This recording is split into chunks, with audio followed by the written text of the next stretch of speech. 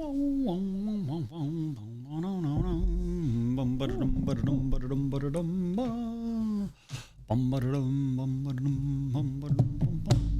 not centered on my camera. Boom. Still not centered. But anyway, what up, Al? Hey, love, you are alive. Thank goodness. Thank goodness we was about to have to send the team out for you, make sure you was okay. I'm glad you're kicking around. How we feeling? Hello, love. Pull back. All right. Yes, we definitely have to do a lot of these. Oh, Lord. Oh, that doesn't look the same anymore. I don't remember all those settings were for that. Ah, the summer flu. I bet it does. I bet it does. I bet. You have to unlock it. Sorry, I just locked it back. All right. Hopefully you can hear me. You want to sit in? No? She said no. She said no. Well, we got the chat working again. That's a good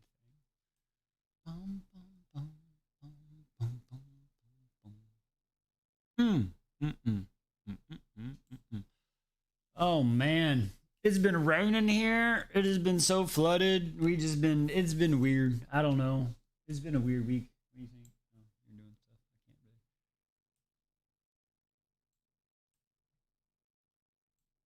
can't really. Hey, Am, how you doing? We've been doing okay. It's just been a busy week. And then we got DW here. Happy birthday, DW.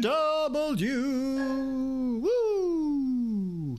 You feel like Nesta? What do you mean you feel like Nesta? What does that mean? I don't know. Is that a like what? What do you mean? What do you mean? What do you mean Nesta? Huh?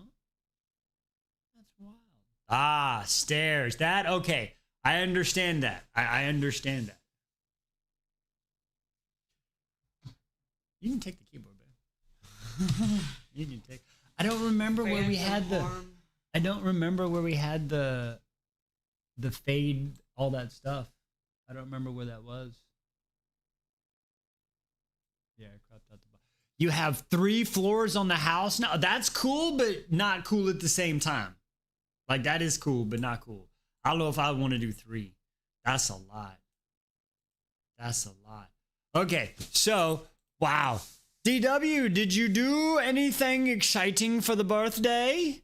We know Emily apparently got in at like midnight to her place and she be unpacking, I'm assuming, up and down them stairs. We got Belle finally starting to feel a little bit better. That's always good. And it's Jake's birthday. Did Jake have to work today or did he get to stay off and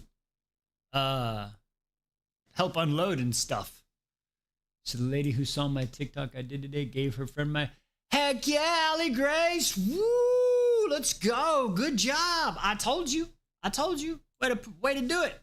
I'm proud of you. That's awesome. That's freaking awesome. Andy's got 6 weeks off. Hell yeah, Em. Hell yeah. Hell yeah. I broke my pointer, y'all, on my video today. I don't know if y'all saw it.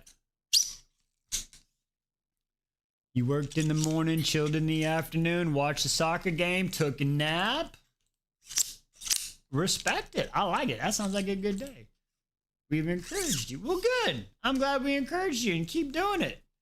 You gotta put yourself out there, right? That's what everybody be telling me. Put yourself out there, Wise. Anyway. Broken.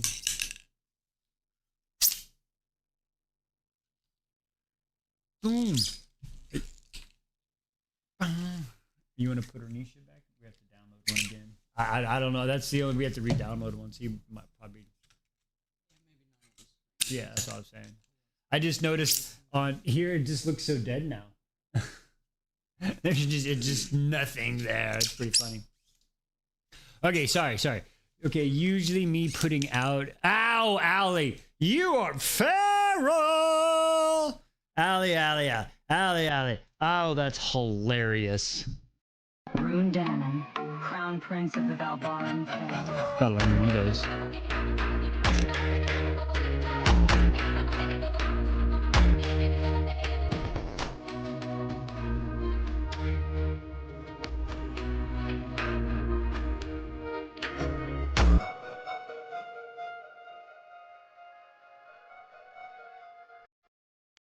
Oh, there we go, there we go. Bum, ba-dum, ba-bum. Ah! Yeah, I'll watch the wood one. You got everything? Y'all get everything else? Nice, appreciate you. Hello, every pony. Dr. Lego, welcome, welcome, welcome. All right, let's see what we got. We got DW gets a button. DW does get a. It's a birthday. Did everybody get a button for the? I think I'm making sure everybody. DW birthday button. What you want? Yes, yes, yes, yes, yes, yes. Definitely a birthday button. Definitely a birthday button. Does she want her regular red hot chili pepper, or does she want something different today? What is she feeling for the birthday? Can you get a button for cleaning your closet? Didn't you already get something technically for cleaning? I'm not sure. You can have a button for cleaning your closet.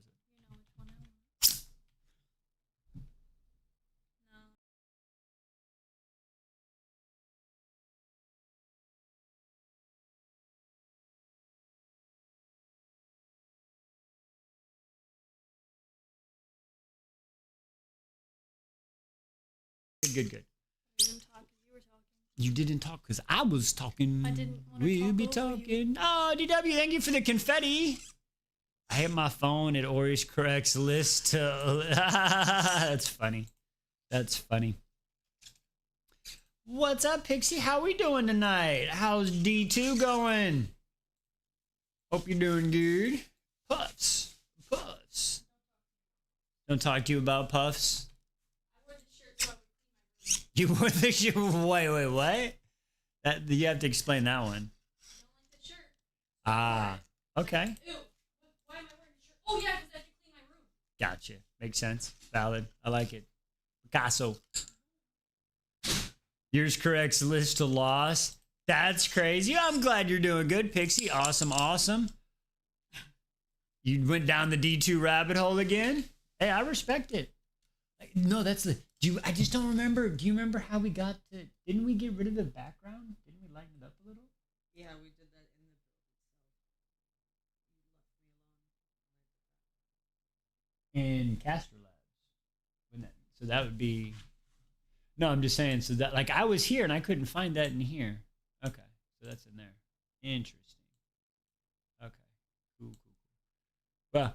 We'll fix that later. We'll fix it later. All right, DW. I did not see DW's button. I'm sorry. I did not see DW. I see DW gets a button for her birthday, but she did not name a button. And I heard. Mr. Rez, I have a nice truck. Just us. For Gotham. For Mr. Rez. She says, surprise me. Surprise you with.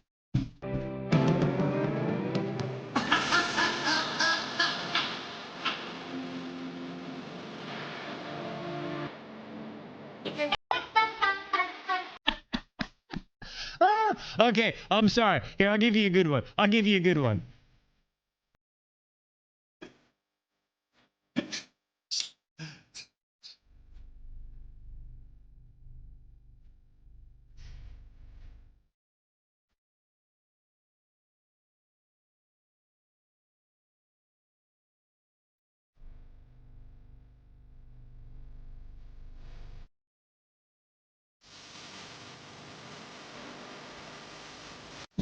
She didn't give us one dragon POV. That's all I'm saying. She's not giving us one POV of a dragon because they know too much. I'm just gonna say that right there. Yes. It's pretty. On the side? Yeah, what about them? It's pretty. I didn't pay that close attention. I'm not there yet. She didn't give us a dragon POV. It's probably going to be Lamb's POV. I'm sure we're going to get some heartbreaking crush. Maybe we'll get a Dylan POV. No, I'm sorry. But apparently from one of her tweets or Instagram posts, she says it's 13 short stories, but not one POV from a dragon because they know too much. Her words. So there we go. I don't know. You like that? I still have to give. Okay. Yeah. Okay, we did. Okay. So the amaze. I have one of those. I have that button too.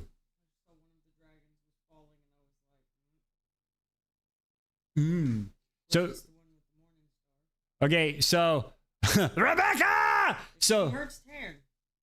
She ain't gonna hurt. So Liz is saying she was noticing on the sprayed edges one of the dragons looked like it was upside down and falling. I don't know if anybody else noticed that. I don't know. But we'll see. I pulled up pictures and looked at all of the other sprayed edges. Not a one of them.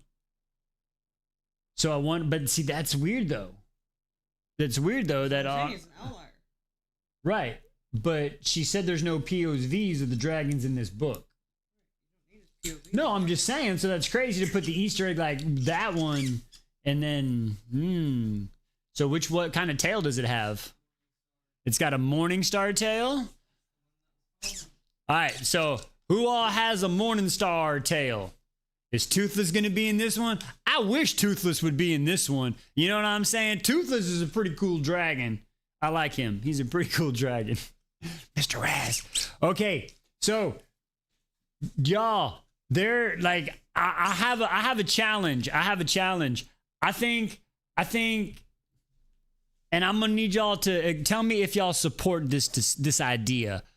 I have a feeling that if Mr. Raz, I bet he could build like a cool, like a library waiting Lego display area with a cool dragon tail. You know what I mean? Like imagine it like it was a trophy, like a painting of a big dragon across the wall. I bet he could build some cool cabinets that would look like that, and then we could display Legos and stuff and books and stuff. And then he could get doors and close it, and then he could soundproof it. So, you know what I'm saying? I'm just saying, 4 to 5 business years. So, what would we take to lower that to 4 to 5 business months? I'm just saying, months. What about 4 to 5 business months?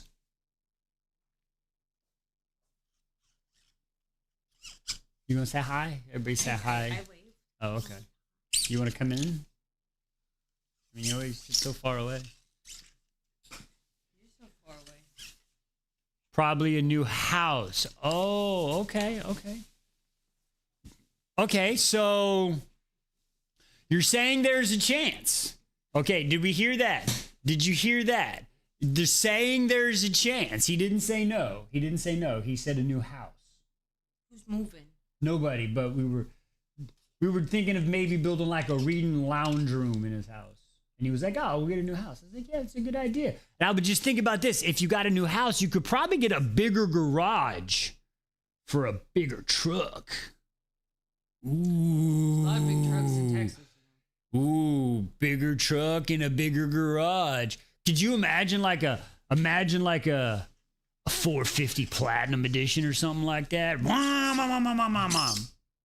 Compromise, build it on the compound. There you go. I like it. Yes, see? Compromising. We're laying some groundwork. Here. I like it. All right. All right. That was today's pitch. Don't worry.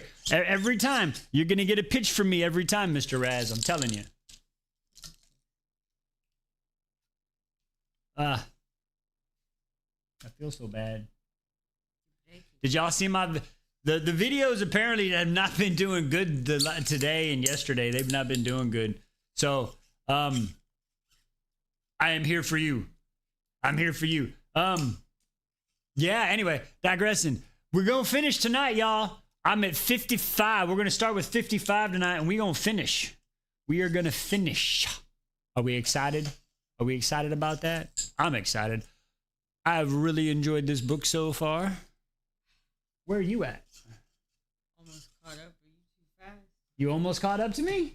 How far did you get? How far did you get? Oh, you just started what, yesterday?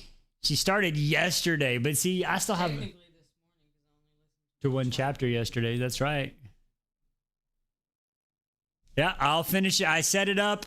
I set it up to where I'll finish it tonight. It might go a little, stream might last a little long. 37. You're on 37? Wow, I'm only on 54, so. Yeah, and you're not even supposed to be done Yeah, I'm way ahead. No, I know. I absolutely. I am until ahead. now he starts speed running this shit. No, I just because I want to get the flame to the beast. What? And then? I'm doing the said pages. No, and No, then, you're not. No, you're today not. I didn't know. Today I didn't know. Today I didn't know. No. She says, "Ow, Pixie's at the same spot as you are. Look at that. See, you and Pixie are the See? same. Pixie So- and I need to silo off. You need to silo off." But no, it was a good, quick, fast read. I liked it. It wasn't too. It's not too, like. It's not too deep. It's a fun, whimsical. Honestly, I'm not gonna lie. I have a shit ton of fun listening to her listen to the book. She is laughing so hard. Oh my! She's like, "What are you talking about?" If I had a camera, she would have some hell. She would have some hell of a comments. Okay, because she is like, "What did?" Oh my lord! Lily gets to hear everything. Her little head be popping up like, what happened? Oh, it's funny. No, I'm enjoying it. I really am, and it's not every book has to be a 5-star masterpiece. Freaking Kingdom of Ash. You know what I mean? I firmly believe that. So I'm thoroughly enjoying it. And after divulging where we went, it's a good way to come back into the groove. You know what I mean? I like it. Picasso. All right, so. We're gonna get it's a wolf thing, y'all. It's a little wolf thing.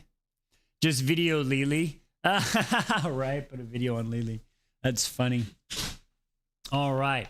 So for those that have finished, what is the you can put that in there? What do y'all think is the theme of the last of this book for Timmy? Is it a wolf thing? We can't do that one. We got story time. We got a story time. We got ellipses. That one I gotta say for him. We can do the good old fashioned wise beyond the stories. Oh, you're leaving me. She'll be back. All right, get in the middle then. All right, I got Omega Chode. I don't think we'll need that one yet. I got what the fuck? That one might come in. We got Tea Time, and then we got Chode. I don't know what's happening, but for the ending, I don't know. Is it a wolf thing? It seems to be what's happening thus far. That's the theme of this book. Oh, it's a wolf thing. Oh, you're thinking Tea Time. Oh, okay. Okay, she said some tea time. Tea time, story time, tea time. Tea time, tea time. I like it. Oh, tea time for sure. Oh, okay. Yeah, let's made me some good ones. A little stronger that he holds, because the other ones, the paper ones, were starting to fold and stuff. So, all right, Timmy, ready? It's tea time. Oh shit, you lost your base, Timmy. All right, hopefully the echo is gone today. We ain't done yet. What? There we go. There we go. It's tea time. Oh, Timmy, too high, Timmy. Oh, that's right. The third book's coming out soon. I'm intrigued. There doesn't seem like there's much left. I mean, there's only like 9 chapters left, and I don't want to spoil nothing because I know there's people not where I'm at, but oh my lord. They really, one thing I'll say about this book is it's not very fast paced. It just kind of goes, you know what I mean? It's just boop boop boop boop boop. Okay, we'll be on the lookout, Allie. Thank you. Just let us know for sure. You're amazing. I appreciate you doing that for her. You didn't have to take the time out. That means a lot. I really do appreciate that. Much appreciated. All right. DW, you got your spin. Do you want to add a vote for your birthday? Who else? It was Ashley's birthday. Let's see. Whose birthday? It was me, Ashley, and DW, and then Jake. Okay, Emily, since it's Jake's birthday, do you want to vote for a book? Do you want to vote for a book? Jake will get a vote, and then DW, you can tag a vote on. And Harry, and Allie, you get a vote too. Allie, you get a vote for Harry. We can't forget Harry. We love Harry. Little guy. How's he been? What are the current standings? Okay. Current standings are for single books, for singles and duos. Starside at 23. The Poisoned Daughter at 11. The Poet Empress at 12. And then Lights Out at 10. Now if you want a series, it looks like Dungeon Crawler Carl's at 13, Mistborn's at 12, The Serpent and the Wings of Night is at 10, Red Rising is at 9, Zodiac's at 6, Shield of Sparrows is at 4, Book of Az is at 11, Direbound is at 7, When the Moon Hatched is at 9. And that's where we stand. All right. There we go. Okay. DCC. Yeah, everybody hears that. That one's funny. Everybody says that one. I'll have a fun time with some voices on that one. Very full from all the treats. He's sleeping. That's good stuff right there. Have a happy night, Harry. Good treats, good sleeping. That's awesome stuff. Bum. When the Moon Hatched. Okay, When the Moon Hatched.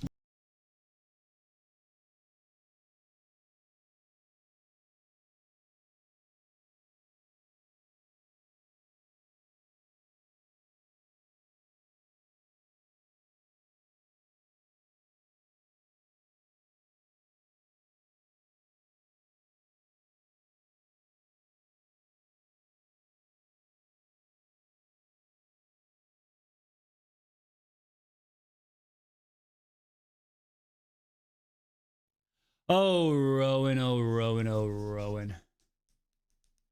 Harry says Direbound. Okay, I like it.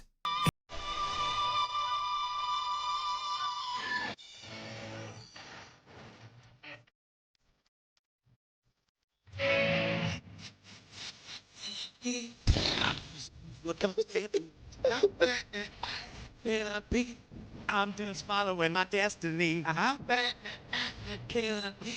I'm just doing what comes happening.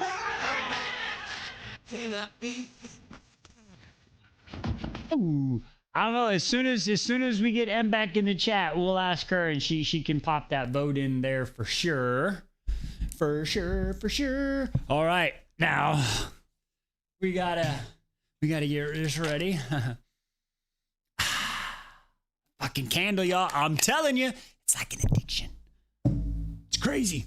All right, let me get my water. And then we're going to get started tonight. We're going to finish this book out. And then tomorrow, everybody knows what we're starting tomorrow, right? Everybody ready for the book tomorrow?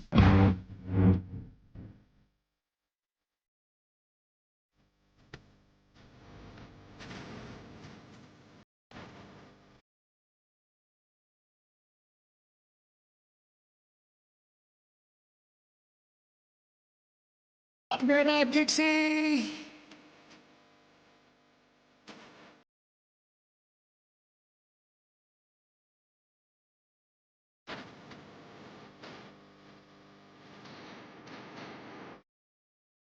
All right. This is the next book. This is what we start tomorrow. Flames to the Beast. I'll be excited for that one. That's what we are starting tomorrow. All right. Until then, yeah. Let's get into this. Let us finish The Night Prince. Woo! I'm excited for this. All right. So hopefully everybody's here. Hopefully y'all have actually, y'all are caught. I believe everybody here should be caught up or past me. Okay. I hope so. If everybody remembers, I left off today. Callum just sent Rory and Philip.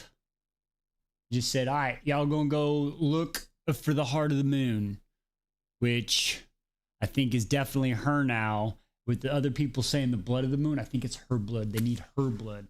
That's something. And I still haven't figured out why she ain't shifted yet, though. I ain't figured that out yet. I still haven't figured that out. I've been thinking about that one, but I haven't figured it out. So I'm kind of like, what's up? But anyway, there we are. Here we are. It's me. It's you. Let's get into it. The Night Prince, a chapter 55. Oh, thank you for the gifts, Ali. Oh, look at that. I got a fancy little hat. Thank you for the fancy little bonnet. I got a fancy little bonnety hat right there. That was fucking legit. I felt so debonair. All right, here we go. Chapter 55. Something tugs inside my chest. There's a familiar press of attention on my skin. A whisper of the air on my cheek. My pulse kicks up as if my body senses a threat before my mind has caught it.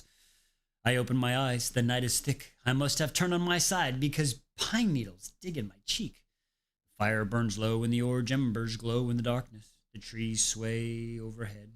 Philip snores gently, long legs stretched out, though one hand rests on the dagger at his belt. Everything seems normal, yet my blood thrums. I blink a couple of times, then wearily push myself upright. I breathe in sharply. Blake watches me from the edge of the clearing. He sits against one of the tree trunks with his knees raised, his hands dangling between them. Hello, little rabbit. My stomach pummels. What are you? My question dies in my throat as my eyes adjust. He's not sitting in the forest a few feet away. He's on a cot, the mattress thin. There's a dark stone wall behind him. There are books scattered on the bed around him, and his wrists are bound in shackles. His dark hair is messy, as if he's been dragging his fingers through it. The top button of his shirt is undone. Both the forest and the cell have shimmer. Dinner's over, so I'm back to cleaning up. Oh no, Em! But that's good, Em. The quicker you're done, the quicker you can go back to just being a kick-ass mommy. You know what I'm saying? I mean, you're being a kick-ass mommy, but now you're a kick-ass mommy with a mission. So, but Emily, yes, Jake gets a vote for his birthday. So if you want to put a vote on the wheel, let us know, and I will put a vote on the wheel for you. Oh, thank you, Lisa. The quicker I'm done, the quicker y'all get the video tour and the chord. Exactly, exactly. He says, lights out. Got it. Lights out. Thank you, Lisa. Thank you.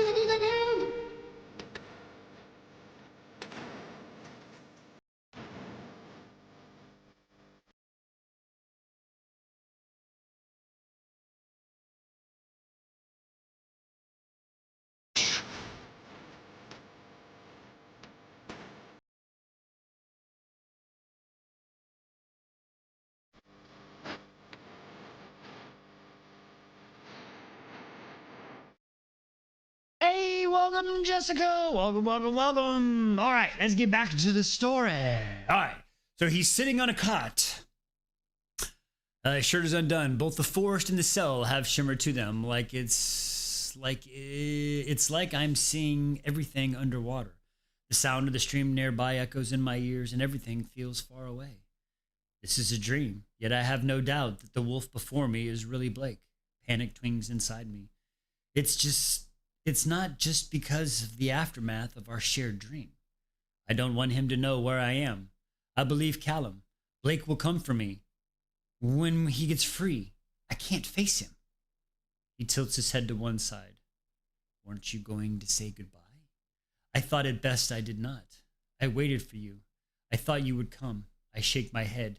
We're not friends, Blake. Perhaps not. Did you figure out the nature of the bond? Yes, and it changes nothing. You may not have created it, but you manipulated me. He tips his head back against the wall, exposing his throat. A laugh escapes him, cold and hollow.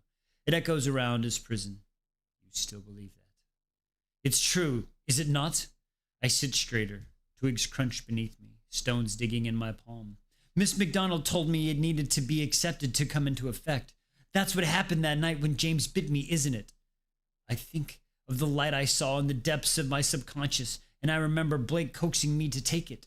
You tricked me into accepting it so you could use it against Callum and my father, too, I imagine. Then you hid its true nature from me.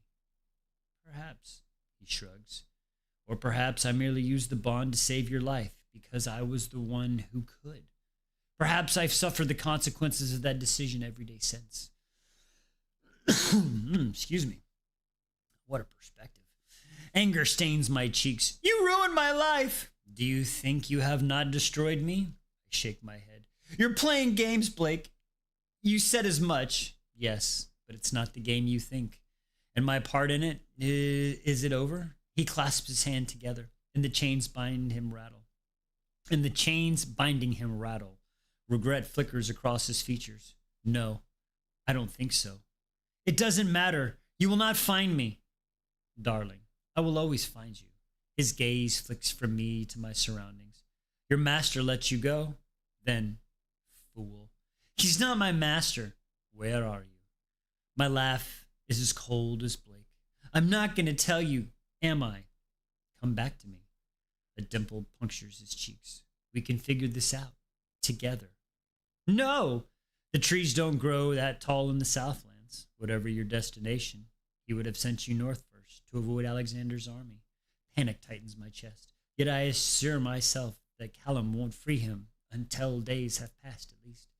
He shouldn't have done that. Alexander will come. We've taken precautions. Blake shakes his head. I know things about Alexander that you and Callum do not. He wants you more than anything, Aurora. He wishes to gain Knight's favor, and he thinks your soul will help him do so. Why? Does it matter? He's a zealot, a fanatic. He will come for you. He will track you down. TikTok, entertainment purposes only, fictional characters. My heart beats fast as the trees rustles. We're in the middle of nowhere. Alexander doesn't know these lands. He has an army of humans, and they're distracted by Callum. We'll be fine. I'm not sure if I'm trying to persuade Blake or myself. His gaze moves to my brother. You're with Philip. Did he tell you how we met? Yes. Ask him who else was in the dungeon with me. Ask him what happened to Alexander when you told your father of his treason. His tone is pointed and my breath catches in my throat. I recall something Alexander said to Blake when he chased us up to the chapel. If it isn't the king's favor, pup, I missed you. Blake, I miss the sounds of your screams. I dream of them sometimes. Do you dream of me? My mouth dries. Alexander is a wolf! Dun, dun, dun! Blake leans forward. Listen to me, Aurora. Your life and mine may depend on it. I tried to use the Athene on Philip. It didn't. The wind changes and my skin pebbles. I catch a scent of seawater and steel. I straighten and look sharply over my shoulder. Blake stiffens. What is it? I don't know. I thought I sensed something. Blake looks over my shoulder as his nostrils flare.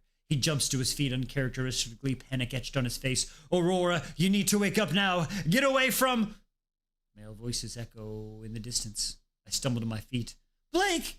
He moves towards me, holds my hands out, bound in chains. I reach for him. My fingers slip through his grasps. Only air. Run! My eyes jolt open. Philip is already on his feet, one hand on his sword, the other held out toward me. I grab it and I let him pull me upright. The crunching of the twigs surrounds us on all sides. The whisper of men's twist and the rustle of leaves. Sweat and steel taint the forest-scented air. The horses are by the stream, Philip whispered. Philip whispers, voice urgent. Ride west. Ride west. The air slices in two behind him. He shoves me back as his eyes widen. A thunk, Wavaba waits through a clearing as he staggers forward. He turns and flings one of the daggers between the trees. There's a cry, then a thud as it hits his target.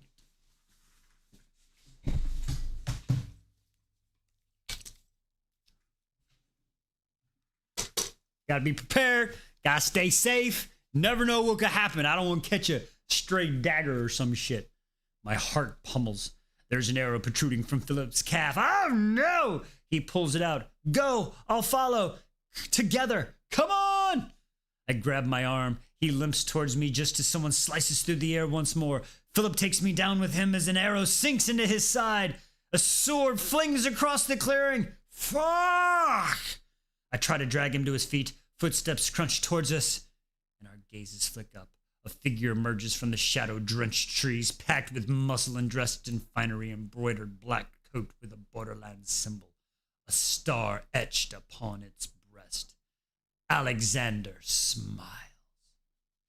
Fuck! Hello, love, he says. My heart stills. Philip starts to push himself up, hand curling down on the other dagger. Down, pup. Alexander's eyes transform, blazing with the wolf he hides within. Philip sinks to his knees and drops the dagger. A crease forms between his eyebrows, and then his nostrils flare. Aurora, run! Philip, what are you doing? I demand. Quiet, says Alexander. Philip shuts his mouth. Panic retches inside him. Bless you. I shake my head. Philip! What? I'm sorry. His skin is pale. I don't know. I swear, I didn't know. They had shifted. I thought it was Jack. My throat is tight as more men emerge from between the trees. Alexander is... Alexander's... No! Poor Philip. Fuck a duck. I breathe in horror. You are pissed out of your mind, pup, said Alexander. I'm surprised you even remember getting bitten. We both sank our teeth into you. It seems I won the claim. Oh, they both bit him. And oh, shit. He throws shackles onto the floor before us and his wolf eyes shift. Put these on your sister. We're going to the Grey Keep. What the fuck? Fuck a duck? No! That's some bullshit. No! God, please, no! No! No! That's exactly what's going through Aurora's mind right now. Or at least that's what's going through my motherfucking mind right now. Oh my lord. Welcome, P! P! Oh, we got P, Q, and D. We got all the letters here tonight, folks. We got the P, we got the Q, and it's the birthday girl, DW. Yeah, what one? Dungeon Crawler Carl. He's trying to make a comeback. What is he? He's the blue banana. The blue banana, blue banana, blue banana. I'm telling you to loosen up my buttons, baby, but you keep running. Say what you gon' do to me, but I ain't seen nothing. I'm telling you to loosen up my buttons, baby, but you keep running. Say what you gon' do to me, but I ain't seen nothing. Okay, sorry. I'm about to start 56 court. Welcome, welcome. I'm about to start chapter 56. All right, you got caught up. Congratulations. Congratulations. Hey. All right. Starting 56. Here we go. It's crazy. All right. Silver cuffs bite into my wrists. My arm is wedged against the carriage door, and one of Philip's knees is pressed against mine. He is in shackles too. The scent of his blood hangs in the air, and he groans as we hurtle over a bump in the road through the mountains. Our father will see you hung for this. Philip's voice is hoarse. Alexander sits the opposite, thighs parted. Alexander be sitting, he be mansplaining, you know what I'm saying? He be sitting mansplaining. Oh, legs wide open. I wonder if he compensating or if he really, digressing. We're not going to go there. Brrr, your father's a cunt. I mean, he's not wrong there, but still. And when you achieve my goal, he will be schmed, as will you. Waves of panic keep riding over me, and I try to calm myself, but my breathing is fast and my skin is cold. This is too similar to what happened with Sebastian. I escaped that, yet I don't think I will be as lucky this time. How about you? Show me what else you learned while you were being a whore to that Winterfell beast. Golly, TikTok, it's a story, entertainment purposes only. What do you want with me? I ask. Shh. Alexander leans forward and takes my chin between his fingers and thumb. My soul recoils. Save your strength for later, my love. Get your hands off me. I spit in his face and jerk back. Philip stiffens. Alexander merely drops his hands and laughs, a low, gravelly sound that sends a shiver down my spine. He leans back, wipes his saliva off with his fingers, and then sucks them. God damn! Alexander's kind of kinky, y'all. Fear tightens in my chest, and Philip shifts slightly, as if he can put himself between us. Alexander's eyes shift. If she moves again against me, deal with her. Hawk to her, spit on that thing! Philip's jaw clenches, a vein throbs in his neck. I sense the wolf beneath his skin, as if he's fighting Alexander's command. If I'm going to do something, it needs to be now. I grab the letter opener Callum gave me from my pocket, and I hurl myself at Alexander. Wrong move. Philip's anguish roar fills the carriage as he grabs me by the middle and slams my head into the door. She tried. Pain burst in my skull. Philip's eyes swim with tears. I'm so sorry. The last thing I see is Alexander's wide grin. Black. I groan. The scent of seaweed and sweat permeates the cold air. I peel open my eyelids and push myself onto my forearms. It takes my eyes a moment to adjust to the darkness. I am in a cage. Despite all my rage, I am Rory. I'm trapped in a cage. Sorry. It just fit there. No, a cell. One with the walls is curved and barred. I touch my head. My hair is wet and sticky. Listen, I'd never put the sticky stuff in the hair. That's always a bad spot. Never the hair. Never the hair. Blood is bad too. Panic tightens in my chest. Philip is not here. I'm alone. I'm going. Someone is mumbling not far away. Stop your whining. The voice is rough and familiar, thick with a Northlands accent. My heart jumps. I turn to the next cell. The wolf inside grins. Hello, princess. He has the same powerful shoulders and almond eyes as Callum. For a moment, I let my heart tell me it's Callum who sits against the damp wall. That is a man's kilt in the high fell tartan, not the pattern that combines all the clans, until I'm forced to confront the tangled brown hair that brushes his shoulders and the ink that covers his arms. James. Bum, bum, bum. You coming in? You want to get... Oh, you good? Okay. Shouldn't you be up there with the southern bastard? He gestures his chin to the cell. Where's my brother? Your brother? Alexander took him too. James tips his head back and a low gravel laugh fills the cell block. They said Alexander was a mad dog, but he's kidnapped both the heirs of the Southland throne. Fuck me! We really are in trouble. A low moan comes from the next cell next to James. I should have never come here. I should have never fucking come here. Be quiet, lad, said James. I straighten. Ryan? Is that you? Oh, poor fucking Ryan. Ryan has just not had a good time in this story. I'm sorry, Ryan. Maybe change your name to something a little more besides Ryan. Ryan sounds like red shirt number 1 guy. Try something better, you know what I mean? I don't know. My eyes adjust beyond James's great bulk. Ryan sits with his head back on the wall and his hands on his coppery hair. He looks up. Hello, princess. He tips his sharp chin towards James. I found him. That you did, lad, said James. And if we ever get out of here, which seems fairly unlikely given the circumstances, perhaps the next time my wee traitor of a brother sends you on a mad quest, you'll remind what happens when you follow his orders instead of mine. I pushed down my rising anger as to insult to Callum. A growl, a female irritation. Right, a growl, female and irritated, echoes off the damp walls before I can respond. Can everyone shut the fuck up for 5 minutes? Allow me to introduce you to my delightful mate, Claire. Fucking they got Claire too? Damn, he got everybody up in this bitch. James nodded the cell behind mine.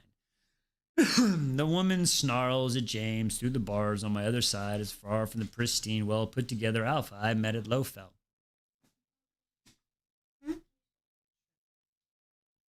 What? You need me, Scoop? You got it? Okay. Her dark hair is wild and tangled around her face. Her shirt is torn and baggy, and there is dirt on her cheeks. She bares her teeth. Call me that again, and I'll rip your fucking balls off and feed them to you. I cannot do a female voice very good. You know, I wonder if they realized that Blake couldn't. Anyway, digressing. Don't mind her, says James. She's irritable when she hasn't eaten and starts acting like a what? Call me a bitch and I fucking dare you. Claire's eyes flash in darkness. James grins and raises his big hands, and foes surrender. Claire slumps against the wall. This is what I thought, asshole. We've met already, I say. Of course. James rests his head back against the wall. While you were planning your rebellion, how's that going for you, princess? You're here, my brother isn't, so I take it things didn't work out between the two of you. Shame.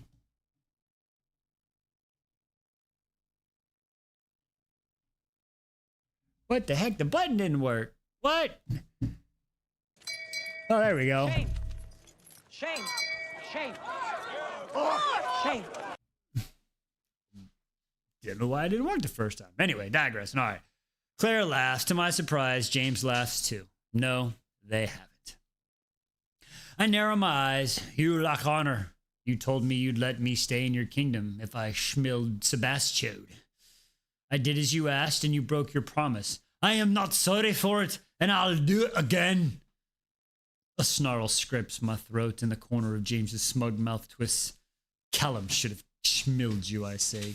You sure have. My brother has always been too soft to do what needs to be done. Mercy is not weakness. Oh, wait, that's her. Mercy is not weakness, I snap, aware that I'm somewhat contradicting myself. At least she gets it. Then you must think highly of me for sparing my brother's life. My spine is a rod. Callum is stronger than you. He won the challenge and showed you mercy, just as he would have won the challenge between the two of you years ago if he hadn't let you win. A muscle flexes in his jaw now, as if I've gotten beneath his skin too. No, I'm the dominant wolf. That's always been the case. But I love my brother. I didn't want to kill him for the sake of a southerner. Now you have torn my kingdom apart. My fingers curl into fists. You did that, not me. I never did anything to provoke such ill feeling from you. I was never your enemy. That morning we met, I offered to help you in your kingdom. If you had kept your word, if you hadn't sold me out to Sebastian, if you hadn't attacked me, none of this would have happened. James growls. You are wrong, princess. You are my enemy. Your blood is my enemy's blood. Your people are my enemy's people. And since the time of the Elder Wolf, you have ravaged our lands and taken from us. You have brought us to war, and you have tried to rule us. When all we've ever wanted was peace, the moment I first laid my eyes on you and smelt my brother all over you, I knew you were trouble. What would you do? What did you expect me to do? Let you live? I knew it was only a matter of time before you left Callum and took our secrets to your people. You would have doomed us all. You doomed yourself, you pig-headed fool. I did not intend to spill your secrets to my father. I did not intend on leaving Callum. Yet here you are, and where is he? His voice raises echoes around the dungeon before he shakes his head. It's not your father I worry about. I sent Blake on you too. That morning, I knew exactly what it meant. Why does James? I don't know. It's just it kind of veered that way, right? It just kind of went that way. It just. Two southerners and a half wolf from the Broadlands. I can't do my Scottish accent. I can't do it no more. I've lost all of it. All right, hang on. Maybe we'll get back to it. from the borderlands and one of the Alpha's most feared clans in the north, schemed his way to my father's council and blatantly had despised designs on my throne and the other daughter of my enemy. Though I thought I was not an alliance I want to contend with. It's not a tumor. Boys have penis, girls have vagina. It's not a tumor. That's a classic movie, Kindergarten Cop. I love it. I have no alliance with Blake, but you should. Of course you don't. He runs a hand over his jaw. I showed my brother mercy. I did not schmell him, even though I could have. But I made sure he saw what I did. I made sure he read the book. He found Blake's chambers because I needed both of you out of Mara Allah before you created the lasting damage so that my brother could fight the war that your people started. I'm glad you got what you wanted. I spit. You think that's what this is? You think that is what I wanted? He shakes his head. I wanted to be drunk and warm and a lass in my bed. Thanks to you, I'm here.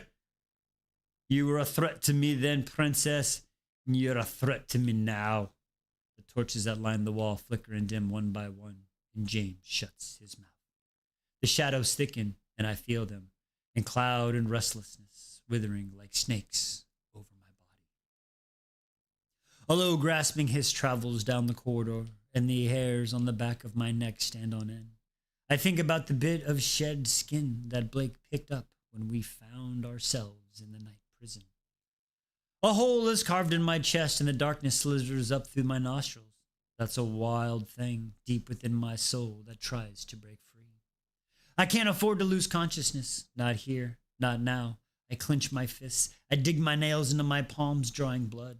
I barely notice James grunt on one side of me and Claire's body stiffen on the other. The sound stops. The torches flicker back to life. I let out the darkness on a long breath that mists before my face. I turn to Claire. What was that? I breathe, but I think I already know. We call it the Dark Beast, says Claire. Night prisoners, I whisper in horror. James runs a hand along his jaw. It's what we've been brought here to fight. Oh, shit, son. Oh, I'm sorry. Did I hit you? No. Oh, okay. Sorry. Gotta spin a wheel. Spin a wheel. All right, let's see. Welcome out there. What's up? How we doing? We got spinning. Spin. Man, that's a big spin. That's a big spin. What do we got? A Book of Azrael.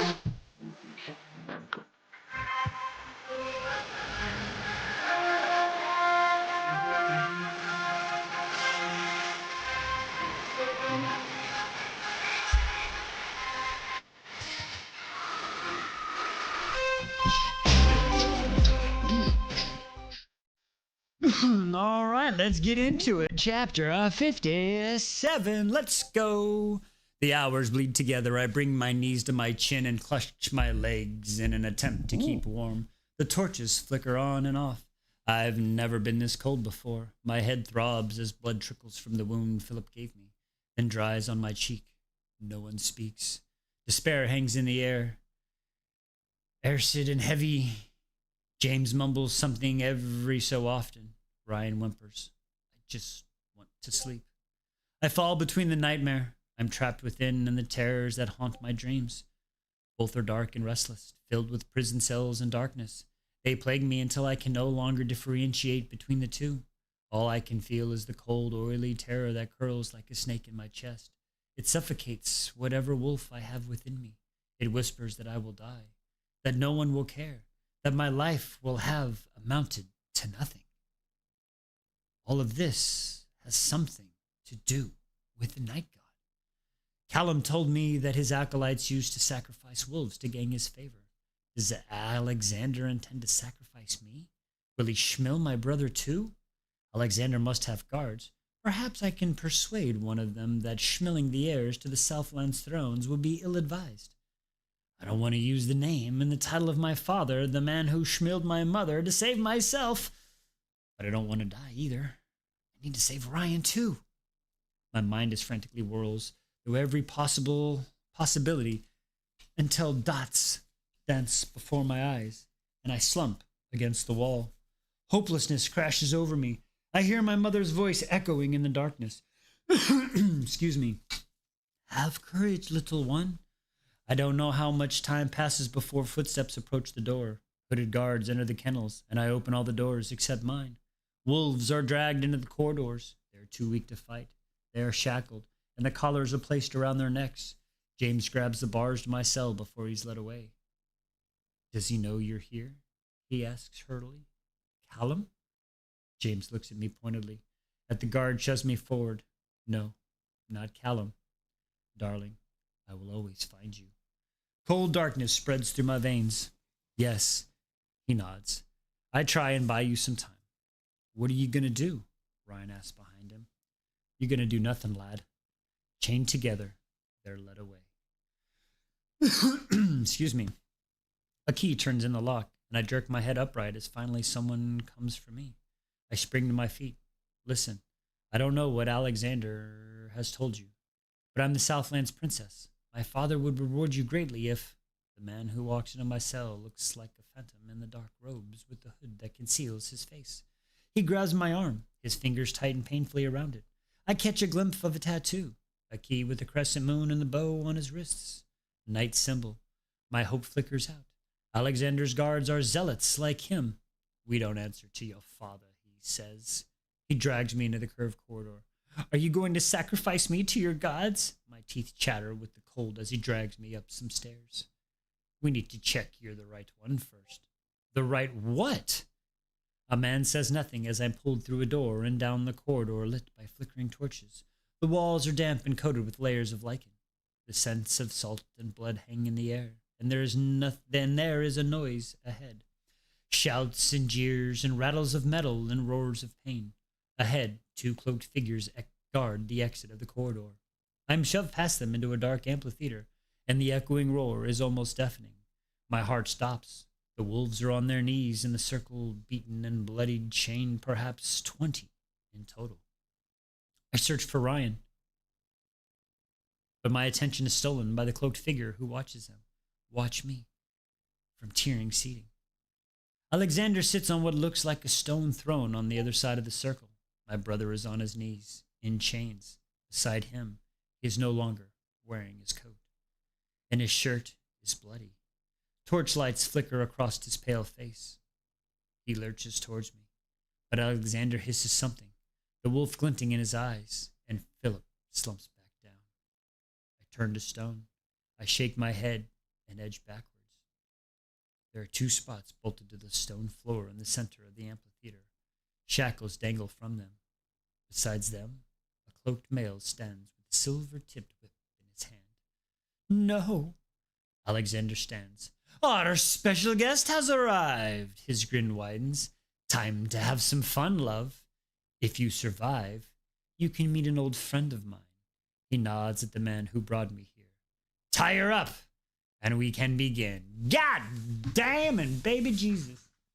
I feel like I'm gonna hit you when you sit like that. I'll just walk around this way and come in and off the camera. Woo! What is happening? I'm scared you're going to knock me out. Yeah, I am. Oh no, we lost P. She left us. We only have half, 2/3 of the alphabet posse. All right, where do we go? Ooh, Zodiac. Zodiac.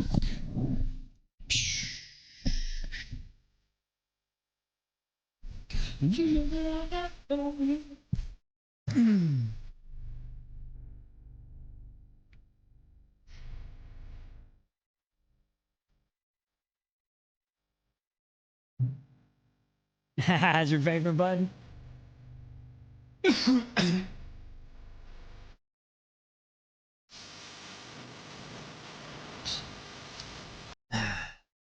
Woo! All right, chapter 58. Let's get to it. The amphitheater dissolves around me. I grow roots. Hang on, I gotta do a puzzle button. We have detected inactivity during your live. How? How was I inactive? You are crazy. All right, here we go. Back to it. The amphitheater dissolves around me. I grow roots. I can't move.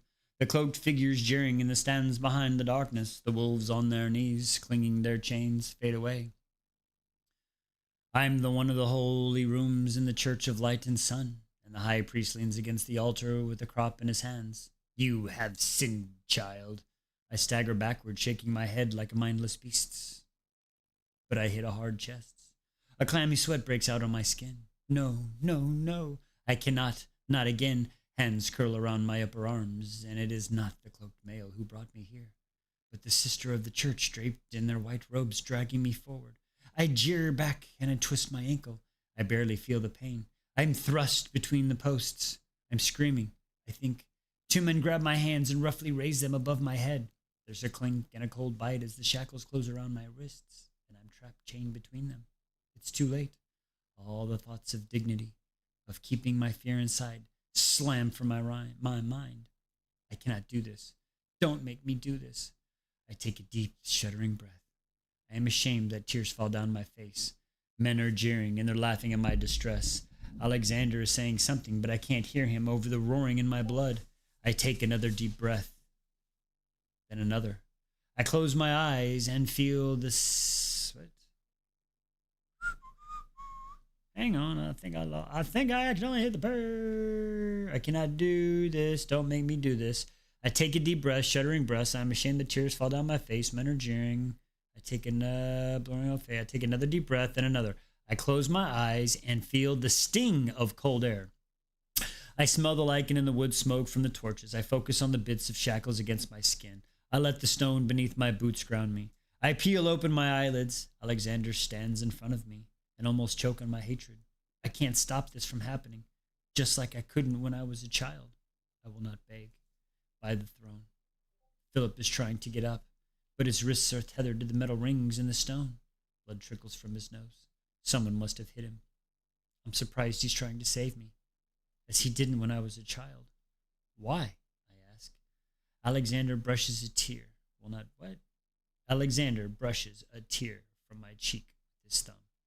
Shh, he coaxes. It's for your own good, my love. Your father did this to you because he wanted to repress your wolf, your power. They didn't take it far enough. I'm going to break you so you'll be free. You're insane, I breathe. Sometimes things need to be broken to be rebuilt, love. Your father broke me in a cell beneath that palace, and I am stronger for it. Now, it's your turn. Alexander, don't touch her, says Philip. Whatever you want, my father will give you. Quiet, dog! Alexander's irises shift. He strokes my face, and I try to scramble back, but the chains hold me in place. It'll be over soon. He steps back. Wait, I blurt. Tell me what it is that you want. It's something to do with the god of the night, isn't it? I've dreamed of him. I'm not embarrassed by this desperation in my tone. He is obviously mad, a zealot. If I can make him believe I can help him with his god, perhaps he will let me go. There's a whisper around the amphitheater, and Alexander cocks his head to one side. You have. A flower of hope grows amongst the darkness that fills me. Yes, I find myself in his prison most nights. I could speak to him for you if you like. Tell me what it is you want from him. I will ask for you. He scrapes a hand over my square jaw. There is no need. I need to break you if I want to repay my debt. What? I shake my head. You can give him my pain, my life. He wants my soul, I say. He told me. Only I can give him that. Set me free, and I will go to him. I will tell him whatever you like. I will offer my soul in exchange for whatever debt you owe him. I pray he thinks my heartbeat is not racing because I am afraid, and not because I'm lying. He spoke to you. Yes, he'll be angry if you harm me. I pray to both the goddesses and the son of the moon that he will believe me. His forehead creases. His bright blue eyes glint in the torchlight. The cloaked man who brought me here whispers in his ear. The two step back to have a murmured conversation. The minutes stretch like an empty chasm. Fear grips my heart, and a prickle of gaze on my body makes me want to disappear. Princess, A rough. Oh, thank you, thank you, thank you. A princess, a rough, familiar voice. My heart jerks.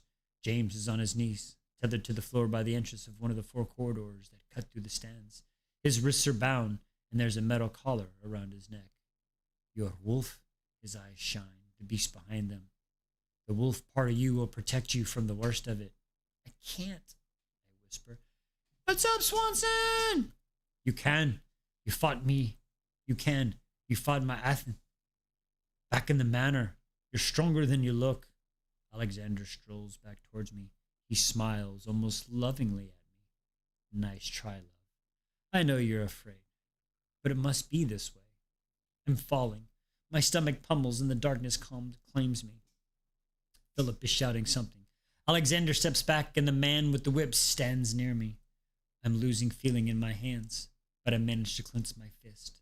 I grit my teeth. I cannot do this. I cannot. James roars. His elbows. The wolf. James roars. He elbows the wolf to the side of the face, and there's a crack as he breaks his nose. My eyes widen as I catch a flicker of the blonde hair and soil the yellow kilt. It's Ian, the male from Lochan's clan. The two brawl, and the chained wolves are knocked into one another. Shouting and snarls fill the air. Ryan tries to join in and lands a hit on Ian, but quickly gets shoved back by James. A female cry echoes around the amphitheater. The wolves fall silent. James's gaze snaps across the circle. Alexander has his fists in Claire's hair. Oh, man. Her eyes are wide, furious, and a dagger is held at her throat. She bares her teeth. Get the fuck off me! I will if your king behaves himself. Do you have attention, your majesty? What's up, love? All right, I'll be there in a second. Thank you. Alexander mocks. A feral grin spreads across his face. You will submit, or you will maim your mate, then throw her into the pit for the other special guests to play with. James steadily grazes moves from Alexander to the trapdoor in the floor a few meters from where I'm bound. A hiss creeps through my crack. A hiss creeps through the cracks, and I suppress my whimper. The dark beast. We must be directly above its cell in the dungeon. James releases Ian and sinks back to his knees. Alexander throws Claire on the floor. Good boy. He nods at the trapdoor before dropping into his stone throne. If you survive, Aurora, love, I'll open the door and you'll meet her. Let's begin. Her? Philip's eyes widen. A plea fills my lungs. Panic aligns my soul. I jerk my head toward Alexander. Wait! A crack fills the air and I'm jolted forward as a whip slices through my back. The burning pain comes a second later. Tears spring into my eyes. My fingers curl around the chains that bind me. The cuffs bite into my wrists. I take a deep, wheezing breath. Do it until she breaks, says Alexander. My skin splits like butter. I'm burning, dying. I cannot breathe. I cannot see. There is only pain and blood. I'm shrieking. I think. My knees are weak. My shoulders are jerking. I'm eating mom's spaghetti. I'm sorry.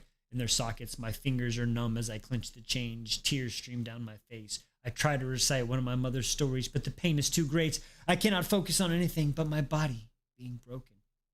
Something rises, angry within, and screams build in my chest that need to break free. What good is screaming? What good is crying? Dots dance before my eyes, and I'm floating above my body, watching that broken girl, covered in blood, in the center of the amphitheater.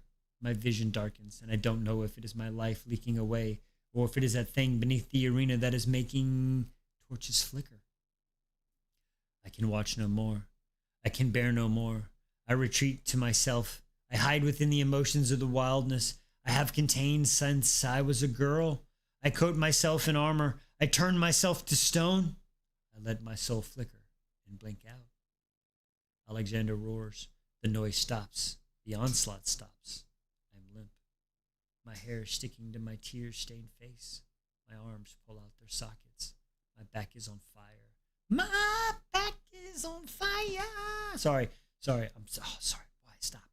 Alexander storms toward me, grabs my face, and jerks my gaze to his. His red face blurs in front of me. Why aren't you doing it? You Stupid bitch.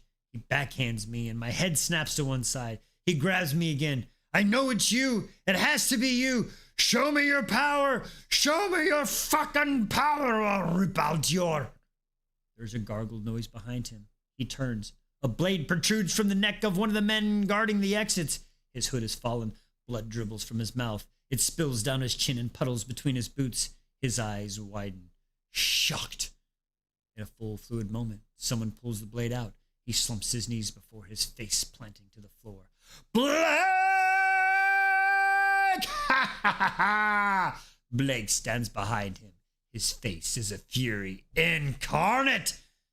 His shirt is wet, plastered to his hard chest and torso and the couple dark curls that stick to his forehead. My jaw is as sharp as a dagger in his fist. There's a sword strapped to his back, 2 more blades holstered in his belt. His essence overpowers me. It fills my hollow chest. It's dark, cold, and inhuman, and puts out the fire that burns within. I thought I had felt his emotions before, but they are nothing compared to this. I cannot breathe. I cannot move. I can feel nothing but him. I'm reminded of that, well, that he told me, and I wonder now if there's a bottom to the darkness. The wolf blazes amber in his eyes as he holds Alexander's steely glare. Get your hands off my mate! Oh, he said the thing! He said the thing! Alexander, you fucked like a duck, bitch. Oh, I like it! I like it. TikTok! Fictional characters! Fictional characters! Fictional characters! Fictional characters! Alright, what do we got? Dungeon Crawler again! I'm telling you to loosen up my buttons, baby. But you keep frontin', saying what you gon' do to me. But I ain't seen nothing. I'm telling you to loosen up my buttons, baby. But you keep frontin', saying what you gon' do to me. But I ain't seen nothing. Alright. I have to move that closer. Chapter 59. Let's do it. All right, here we are. My eyes meet Blake's. Something erupts inside me in the winds. And the wild, dangerous thought I've been trying to spread through my body sets my soul aflame. My breath comes out as fast and shallow. He came. That's what she said. He came. He came. I feel the whisper of his attention brush over me, even when he moves his gaze back to Alexander. Alexander releases his grip on my chin. My head is a ballast. I cannot support it. It rolls into my neck. My back is shredded. My shirt blood-drenched. It sticks to the whelps that mar my skin, and every breath I take is excruciating. A slow grin spreads across Alexander's face. I wondered if you would try to take her from me. Too bad. You're alone. Blake's lips curved in a cold smile. What makes you think I'm alone? Hello, Alex. A low, smooth voice comes from the entrance corridor to my left. Jack leans against the stands and waves. A guard dead at his feet. His dark skin is wet from the rain, and it glints in the torchlight. He holds a bloody sword in one hand. How have you been? A long time no see. A gruff voice thick of the Northern Lands accents. Aaron blocks the exit to my right, big arms folded across his chest. His one good eye focused on Alexander. 2 guards are sprawled before him, hoods askewed and necks twisted at an unnatural angle. A murmur fills the tiered seating. The cloaked people raise to their feet all around us. How nice, a family reunion. Alexander turns on the spot, spreading his arms. If we had Farron and Farah here, we'd have the whole pack together. Who are Farron and Farah? I want them. Jack shrugs. They were otherwise engaged. Get Farah's name out of your filthy mouth, growls Aaron.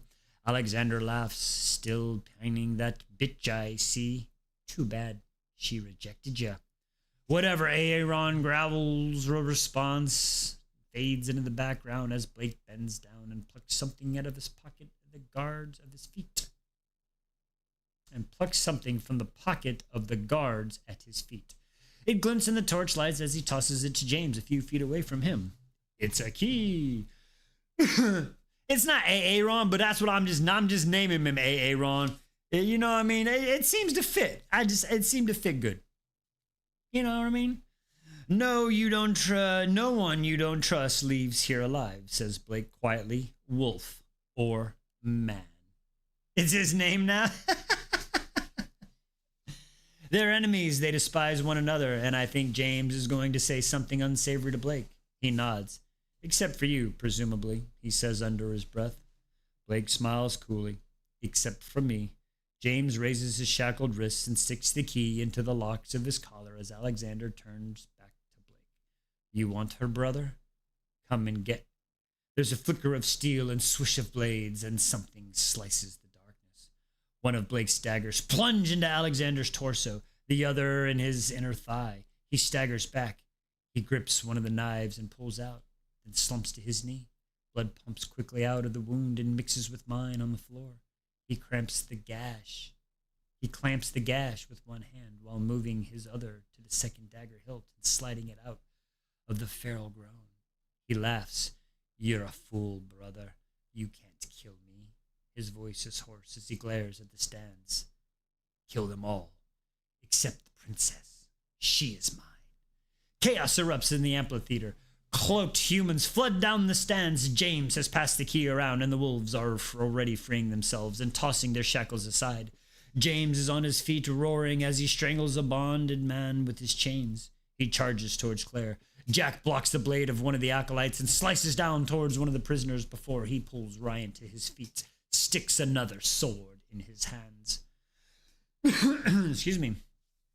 The ground trembles, and I am not sure if it's because the thunder of his feet or the beasts lurk beneath us. Blake moves through the tide of blood and destructions towards me. He barely blinks as he unsheathes his swords and decapitates a man who gets in his way. He stabs a man who is helping Alexander in his face, and then smashes the Borderlands lord's head with the base of the hilt. Alexander crumples in his own blood. Blake steps over him. Blake! Aaron tosses another set of keys towards his alpha. The guard who shackled me to the post is Schmed at his feet. Blake snatches them from the air, and his scent dark pine and poison engulfs me.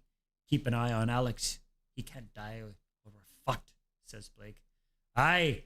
Aaron powers towards the unconscious lord, slicing down a human in his path.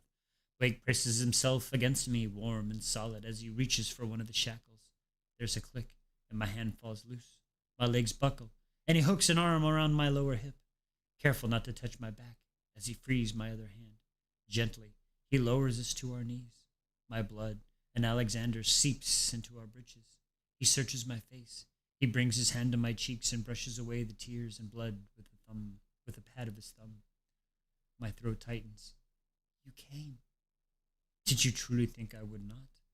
The ground trembles, and Jake and Blake's jaw sharpens with a low hiss comes from beneath. There! My throat burns, and every breath opens a wound in my back. Night prisoner! Yes, if it gets free, we're all dead. I'm going to get you out of here, but it's going to hurt. I blink back the tears. I know. Good girl. He brings his arm around my waist and raises into a crouch. Okay, hands on my shoulders. That's it. I whimpers as the movement provokes a deep burning ache in my back. Shh. I know. A film of water fills my eyes. Can you feel it? You're suppressing your emotions. Cage your pain. I feel only a little. He lifts me to my feet, and when he puts my arm around his shoulder, a low feral sound scrapes against my throat. I know, he soothes. It will only last for a short while. I have a sleep tonic in my pocket. I'll give it to you as soon as we're clear of the Grey Keep.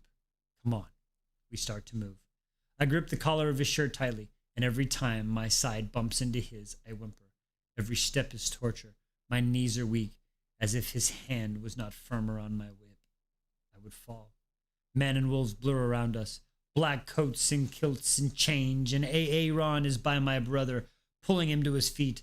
Jack and Ryan fight back to back. Claire twists the head of a man who straddles James, and falls dead at her feet. There is blood. Blood everywhere. Nausea rises against me. Why? My voice is dry and hoarse, barely audible over the roars of the swish of the steel. I'm not even sure what I'm asking. Why did Alexander torture me? Why am I here? Why did Blake come? You know why. His mouth close to my ear, and I'm not sure what that means. Shh, shh, shh, shh. It's okay. We're almost there. The corridor and I brought through looms ahead.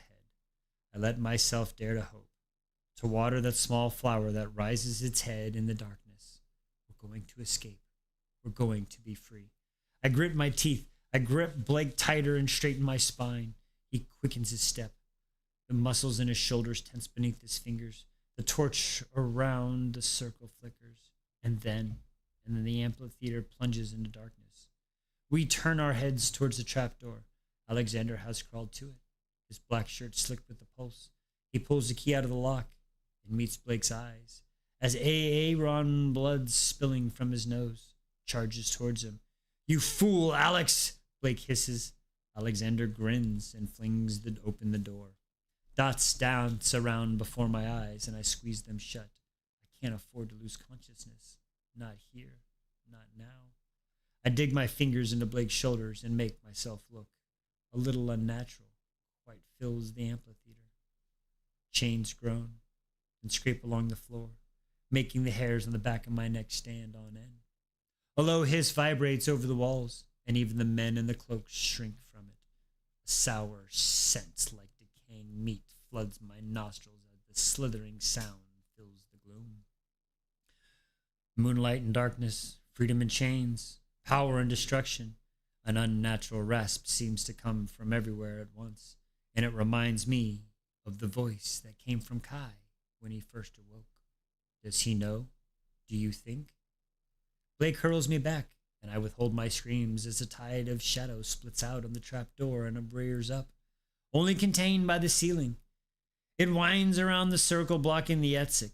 The darkness moves like mists around a serpent face and body. It blinks down at us with eyes of onyx. You've been so naughty. Something rattles in its cage inside me and floods my body with ice. Sweat beads on my ankle, and my vision begins to phase. Oh, I am so hungry, so very hungry. The darkness crashes down into the amphitheater like a stormy obsidian wave. Shouts fill the air as men and wolves scatter, and 2 males are plucked up as they are weightless. A horrible crunch is followed by a squelch that has disappeared, screaming in the maw of the beast. Black blood splatters to the ground. My pulse is racing quickly. I think I'm going to pass out. The fever is coming for me, and I can't keep it at bay. I fight it with everything I have, even though darkness would be a relief. I can't give up. I can't expect someone else to save me. There's a flicker of darkness to my side, and Blake pulls me out of the way of the thing's tail. We land hard on the ground, Blake's arms curling around me, and I bite down hard to stop myself from screaming as the welts on my back are exposed to the air. It strikes again, scooping up cloaked men and wolves, dead and alive, and swallowing them whole. Damn! Pick up your weapons! James roars. Next time it strikes, we go for its eyes and its mouth. Kill any southerners that get in your way. I try to push myself up, and Blake helps me to my knees. He kneels before me and claps his face to my hands. Aurora, listen to me. I need you to stop suppressing your power. You're the only one who can save us. If you don't, we all die. I shake my head. I'm not a wolf! Out of the corner of his eyes, Alexander staggers forward. Eyes set on me, and the shadow wither around him.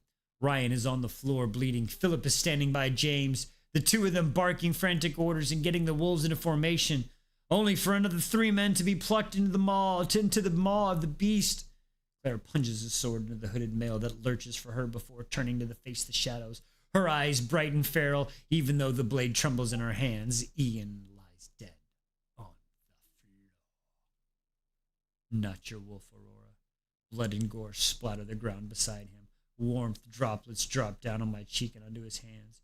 Your power, the reason why you didn't shift on the night of the full moon, a reason why Galach shone for you on the night of the battle with Sebastian, a reason why Athen doesn't work on you, why Callum has struggled with his wolves. Gods, why have I, since you have been around? He grips me tighter, sliding his hands into my hair. I think you've started to suspect it too.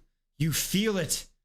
It's not your wolf that keeps you It's not your wolf that yet you keep suppressing when your fear comes, when your fever comes for you. It's a different power. The wolves thought it was literal, a heart turned to rock, fossilized by time. What if it was not? What if he's saying, it can't be true? I shake my head. Even if you're right, it's deep within me, and I've been holding on to it for so long that I can't let it go. Darling, people like you and me, we don't let go. He bumps his forehead against mine, and the wolf blazes in his eyes. We unleash. He breaks away from me and draws his sword. He meets Alexander's blade. There's a ring of steel that throws the Borderlands lords back before advancing upon him. The growl, waits in his chest. The serpentine beast rears up above all and stagger back into my palms as it turns obsidian eyes on me. I no longer feel pain, nor my blood, nor heat. I'm numb. It's like looking into the endless abyss. It's sent to ambush me, ancient and primordial, and my clothes stick to my skin. It laughs, a raspy sound that vibrates through me and makes the hairs on the back of my neck stand on end. He will be so angry with me when he finds out what I have done to you. It hisses. It will be our little secret. The darkness clashes down upon me. Something in my body rises up to meet it. A scream builds in my chest. My skin is clammy and everything is far away. The fever is coming for me, as deadly as the serpentine creature that hurtles near, even near. Its mouth open, its fangs dripping with blood. Every instinct in my body braces itself. Blake is right. I have started to suspect something. I have read through the books filled with the experiments on wolves, and not one of them could stop the shift nor fight the effects of silver and wolfsbane. I have wondered why I found myself in the night prison and what he wants from me. I cast my thoughts back to the family tree I found in Blake's bedchambers and who the two scrubbed names at the top might belong to. Larkin thought my mother brought the heart of the moon to the Northlands. Blake and Callum thought Sebastio had it. I have thought of my mother, of the reason she might have withheld the truth from me. She loved me more than anything. I was her heart, she told me. Her love. When the fever hurtles through my body, I don't fight it. I don't suppress it. I close my eyes. I release a breath. For once, I let it out. Woo! She about to leave. She about to release some tension, folks. Woo! She gonna let it beast out. She gonna let it out.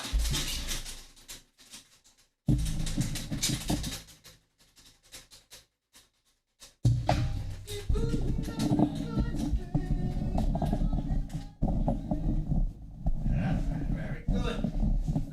Star side again.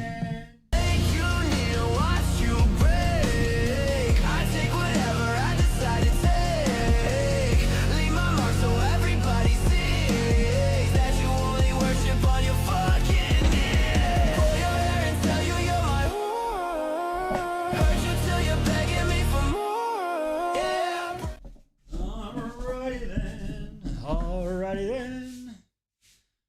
I was gonna adjust my mic a little bit, but the thing came out. My screw came out. I'll screw that later.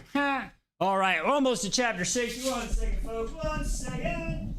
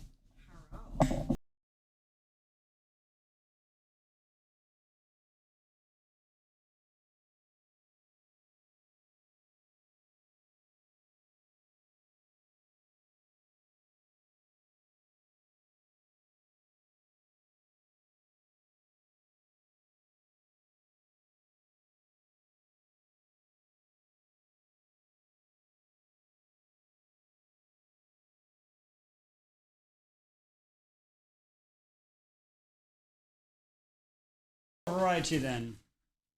Woo. Okay, sorry about that. What happened? I want to see the drawings. Oh. And also the dishwasher. I said I will take care of it. Okay. It doesn't have to be. I'll take care of it, baby. Oh, I Thank didn't you. hear that part. I just thought you said in a minute, as in you were gonna help me.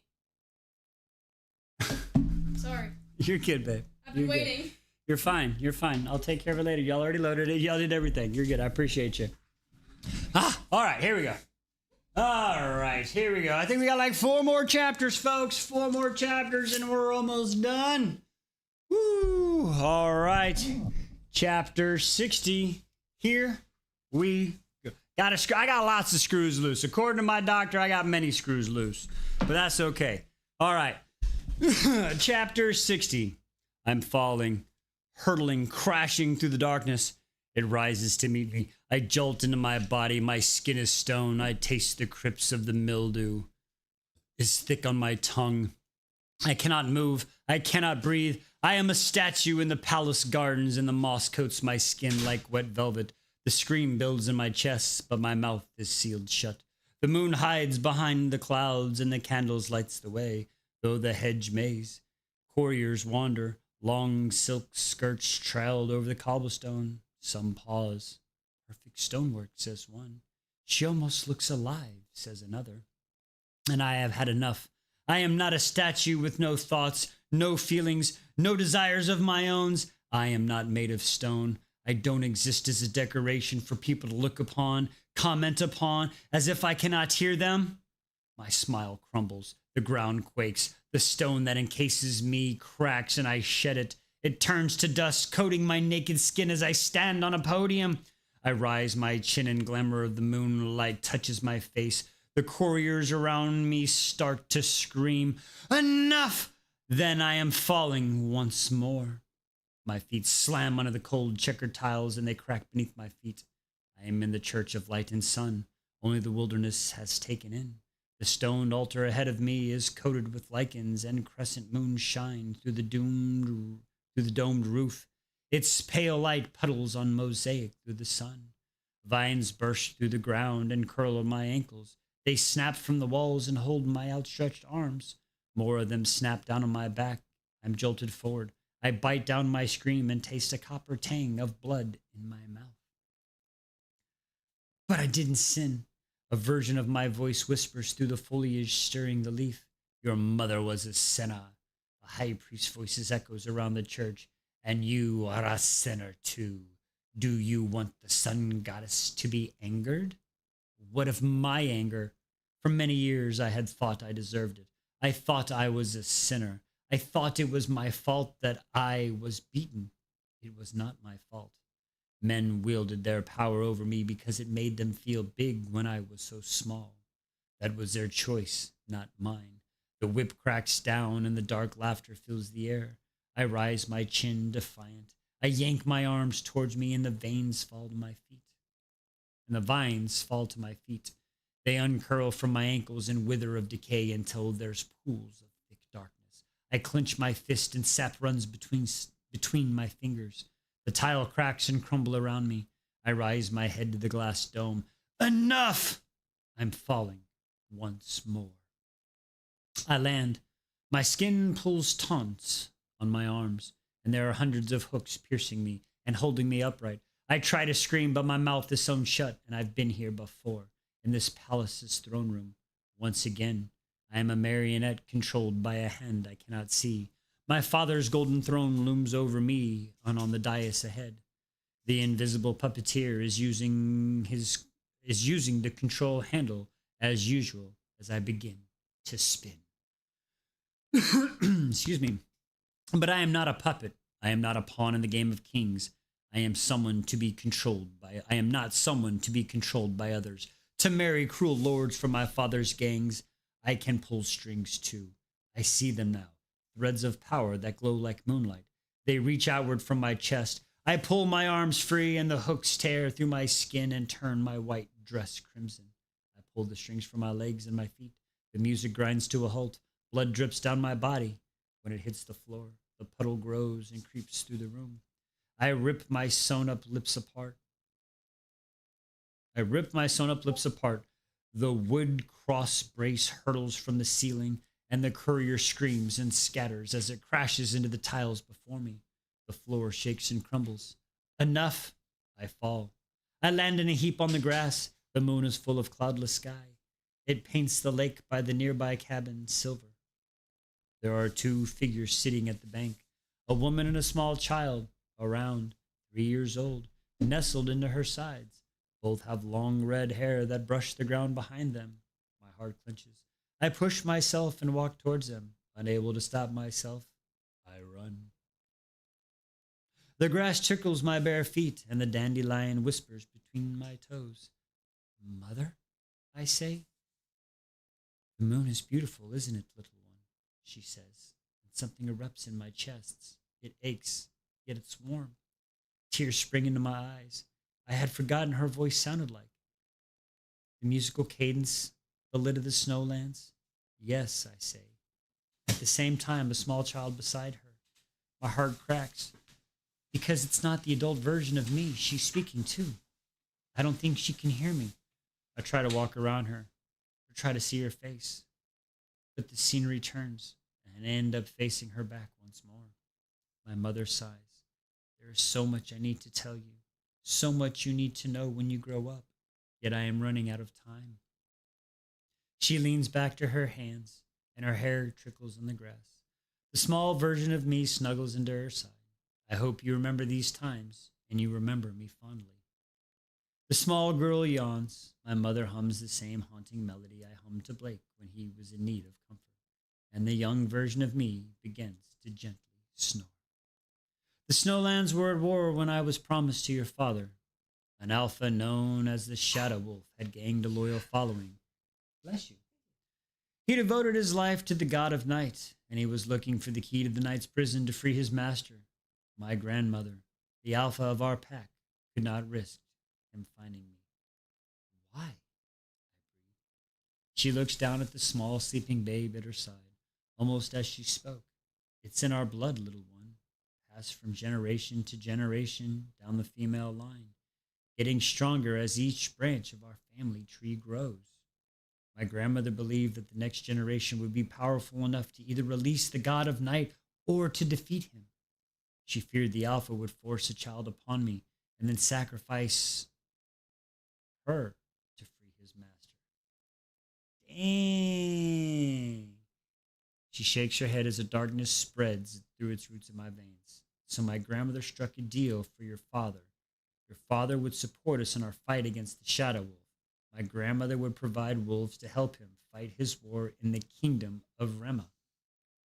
And I would be his wife to secure the alliance. Your father seemed kind when she met him to discuss the terms. She thought I would be safe. I thought I would be safe.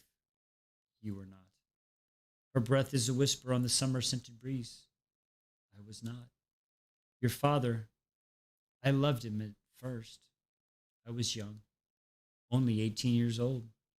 He showered me with affection. He brought me gifts. He made me his queen. He was handsome when we met. And I thought myself the luckiest wolf in the Snowlands to have accepted the war and to have met such a man. I hear the sad smile in his voice as the moon lit water ripples before her. I wish, and I wish that she would look at me. I took the wolfsbane willingly at first, just a small dose every day. He told me it was for my own good, to keep my wolf at bay. No one would love a queen with my affliction. He told me. His counsel would murder me. Our people would turn on me, and he could not be with me. I had to keep that side of myself hidden at all times. He said the wolf was an illness, and the wolfbane was the medicine. What? Chode. It would make me better. I took it for him. I tried to be better for him. It was, of course, unnecessary. I didn't have to shift on the nights of the full moon because of the blood that runs in my veins. She tips her head back to the moon, which is full in the clear night sky. I needed him to think that was the medicine that kept me at bay, not the power of my bloodline, though it pains me to take it. because I know that if I had a daughter and the secret came out, she would be schmilled by your father's counsel because of what she represented to the wolves. She exhales.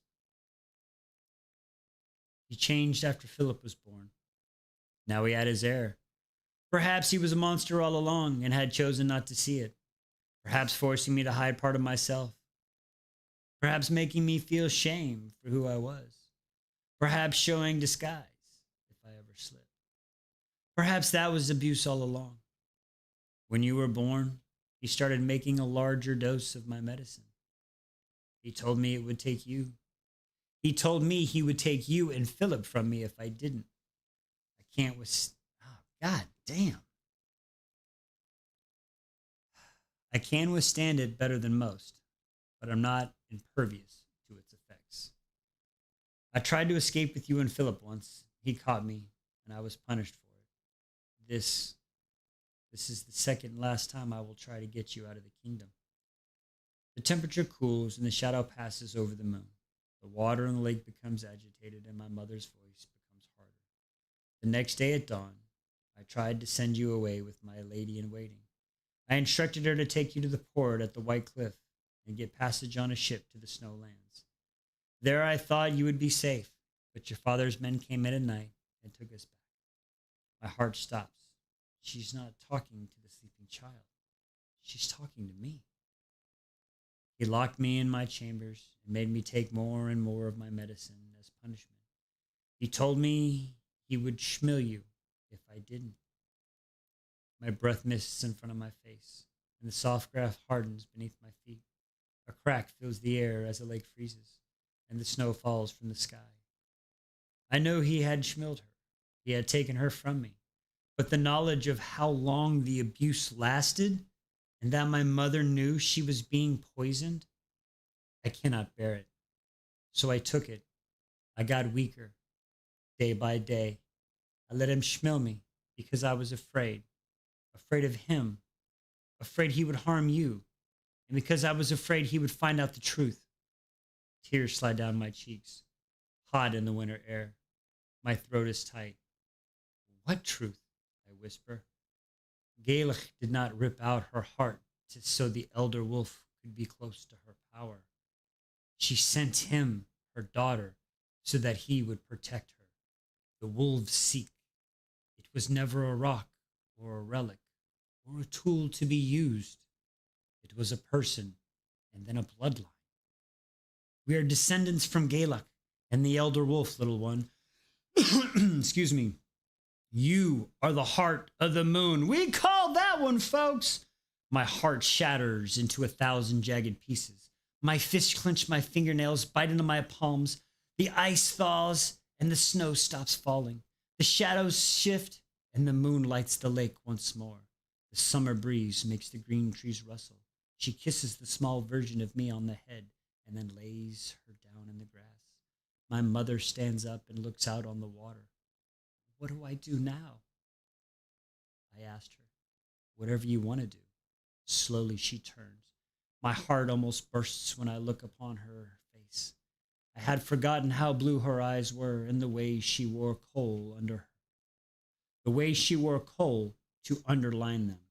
I had lost count of the freckles that covered her nose. I misremembered the warmth of her smile. I forgot how she smelt like lavender and snow. Lavender smells. Like, we really got to bring up the lavender, y'all. Love this book. Oh, I appreciate that. Thank you very much. Thank you very much. Thank you very much. The lavender and snow and the horse, and how the scent had made me feel warm and safe, like no one could harm me. Facing her as an adult, there are things I don't think I even recognize as a child, like the grit in her stance and the steel in her gaze. My mother, I realized, was a warrior. She did not fight her battles in the field with swords and shield, but she was a warrior, none the less. She fought every day to protect my brother and me, to keep us safe from the man who would harm us. First, she says, you must fight. I miss you so much. She touches my cheek. Her hands are delicate yet calloused, warm. I I had forgotten. I am so proud of the woman you have become. A tear slides down my cheek. Her face starts to fade. The warmth of her touch disappears. The sound of the summer become distant. Panic swells within me. Don't go, I plead. I'm not ready. Don't go. They will make you feel as if you have no choice. There is always a choice. She smiles, and her voice sounds like it comes from a whole universe away. Have courage, little one. I'm hurtling upward. The wind tears in my face and my clothes. I squeeze my eyes shut. I cannot breathe. I cannot feel. My knees slam into the hard earth. I open my eyes. Pain sears my back, and the sounds of battle fills my ears. I am in an amphitheater, and a wave of shadows crashes towards me. I let myself feel the rage of losing my mother, the emotions I've beaten into suppressing, the wildness I taught to prune. It fills my lungs, and it makes my entire body, and it makes my entire and it makes my entire body vibrate. Holy crap, Wise, let's get that one out with the force of it. It hurtles inside me. It presses against my skin. I push myself to my feet. Enough! I met the obsidian gaze of the darkness, and it screams that it has been building in my chest all of my life. I let it go. No, I unleash! Chapter 61 coming at you! Let's get a spin going on.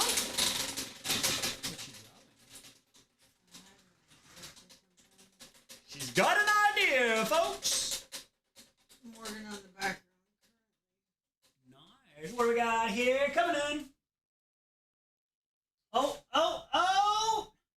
The serpent and the wings of night. No, wait. Yeah. Rune Danon, Crown Prince of the Valbaran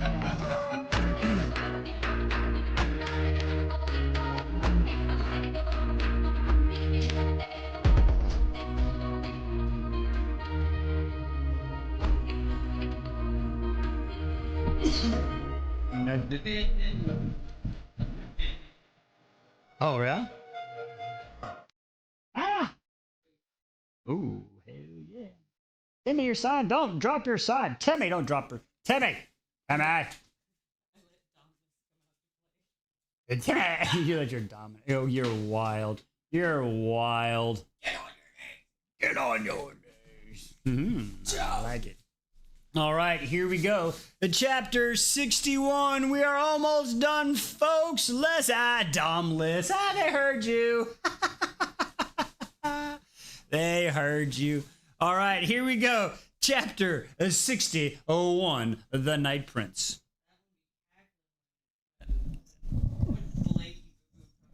Oh, yeah.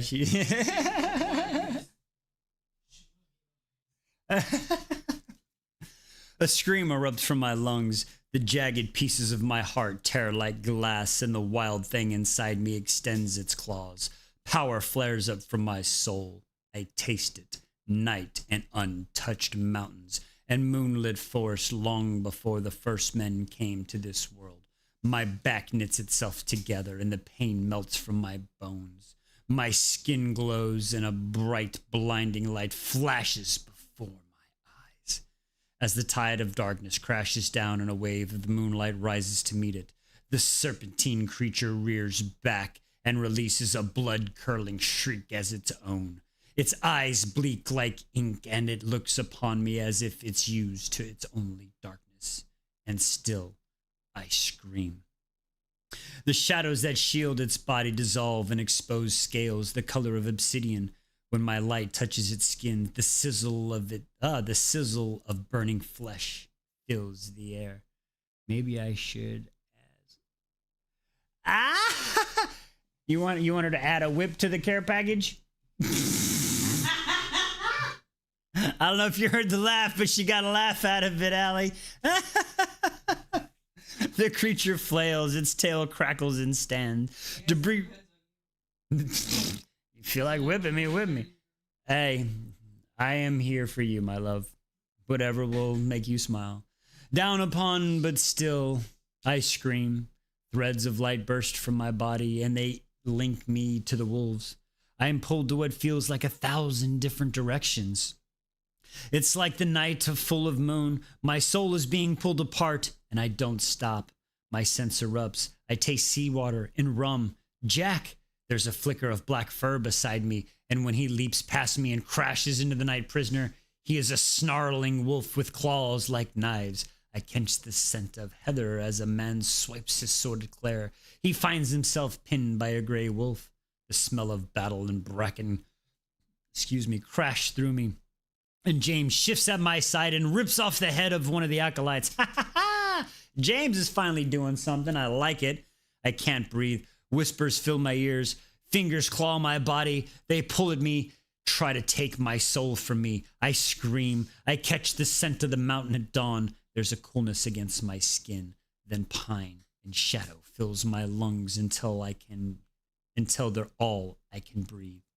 Blake is there, fighting. The thread that connects me to him is stronger than the others. I tip back my head and my light brightens. The serpent hisses and whimpers. I try to retreat back to the pit from whence it came. Go back to the pit from whence it came! I feel like Shakespeare reciting that line. I won't let it. It burns. Its head bashes against the ceiling as its flesh melts in its bones. It let out a heart-curling shriek that turns into a rasping laugh. I thought it would save you. He is coming. Burning scales float like snowfall from above. They scatter and cover in blood and destruction of ass. They hiss as they touch my skin, then dissolve into shadow. My scream dies with the beast.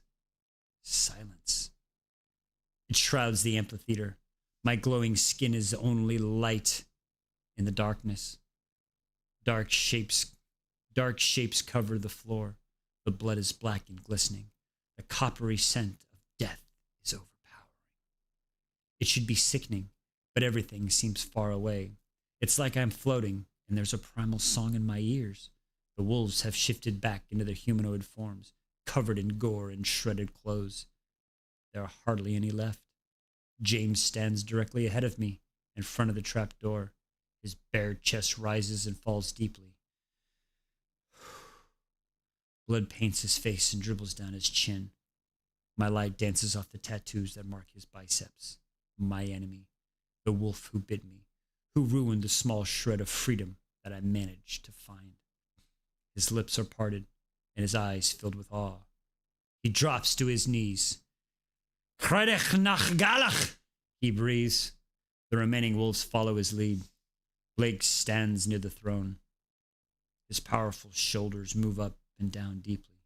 Blood glistens across his scarred chest, and his dark hair sticks to his forehead.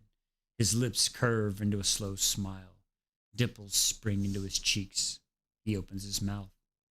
Alexander appears beside him, slides his blade across. What?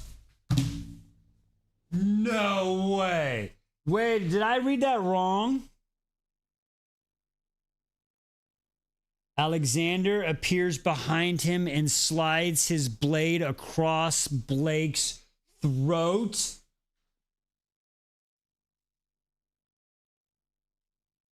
Bye-bye, boo-boo.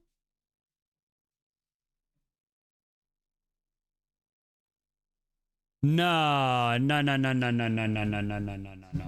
God, please, no! No! No! Oh, no, something gonna happen, but still, I'm gonna take this one in a second. I'm gonna take that one in a second, because that's some bullshit right there. That's some bullshit right there. Wow, okay. Alexander appears behind Blake's throat. Time stops. Blake's eyes widen as they hold mine. For a moment, I think he's fine. Then blood spills from the thin line across his neck. Adrenaline erupts within me, ringing in my ears, gets louder. I don't hear Aaron's roar as he charges at Alexander, knocks him off Blake. He decapitates him. I barely registers Jack lurching forward and catching Blake is dropping to his knees. Or more of his acolytes charge towards the remaining wolves. The bond between Blake and me pulls taut. I feel as if my soul is being ripped from me. I see it between us, and it shudders. I follow it. I land hard on my knees beside Jack, who clutched Blake's wound within his hands. You'll be all right, he is saying, though he clearly does not believe it. You'll be all right. We've been through worse than this. Blood dribbles out Blake's mouth. His skin is deeply pale. He tries to speak. His pain sears my throat. My breath shallows. I shake my head. I lean forward to touch his cheek. He is cold. So cold. His eyes flicker. I wanted this once. I wanted to defeat him. I searched for weeks for an answer to ending our connection. I wanted to break the bond, the power that crackles in my veins. I feel it. I could take it in my hands and snap it. If I don't do it now, he will take me with him. He tries to reach for me, but his hand flops on the floor besides, as his body twitches. Emotions surge through me, raw and primal. It has been so long since I have let myself feel things I thought I shouldn't, and this is the most forbidden feeling of all. It chokes me as the scent of his blood hangs in the air. I need to let him go. I cannot let him go. He saved me once. I don't know how he did it, what words he whispered in the darkness, but I feel for the bond. The life is draining out of me. My limbs shake. My breathing is raspy as his eyes. My breathing is as raspy as his. I shut my eyes. Please, he gurgles, and I feel it. He wants to break the bond. I push my forehead against his. Darkness. We hurtle down to the pit of shadow. The sound of scraping and scrapples and screaming fills my ears. I wrap myself around Blake and press my head against his chest, but his arms are limp and cold. I catch a glimpse of the dark room, a candlelit cell filled with books, the scent of citrus, a torture chamber with workbenches that creak beneath the weight of tools and jars. We fall through the ceiling of a small room lit by the fire, hearth, warmth. Oh, the hearth. A woman holds a rabbit while a small boy cries. Dun dun dun. I'm changing that shit to what the fuck? Dr. Lego, what the fuck? Oh my God. I'm going to need a lot of that later if this ends up. A woman I send a citrus torch and a workbench. A woman through the ceiling of a small room lit by a fire and a hearth. The woman holds a rabbit while a small boy cries. Water splashes as my body makes impact with the ground. I'm sinking into a soft mud. Rain pelts my back and the air tastes like lightning. I crawl my fingers in the earth and push myself onto my knees. Thunder rumbles across the sky. I am alone. I am not far from the edge of a small village. Small stone houses stand on either side of the dirt road. Light flicker their windows. Blake is nowhere to be seen, but something tugs my chest, and I turn. Lightning forks across the sky and illuminates the well as in the distance. A thread of light links me to it, sputtering in the rain and the shadow. I put my arm in front of my face to shield me from the rain that is coming down so fast it feels like it's cutting my skin. There's another rumble of thunder, and the ground shakes beneath my feet. The ground is like sludge, and it threatens to swallow me with every step I take. I walk. The wind hurtles in me and blows my hair into my face. It tries to push me back, but I fight against it. I grip the edge of the well. The moss-coated stone is slippery beneath my fingers. A small boy with inked black hair cowers in the darkness, half submerged in water. This is fucking, oh my God. This is when Blake turned.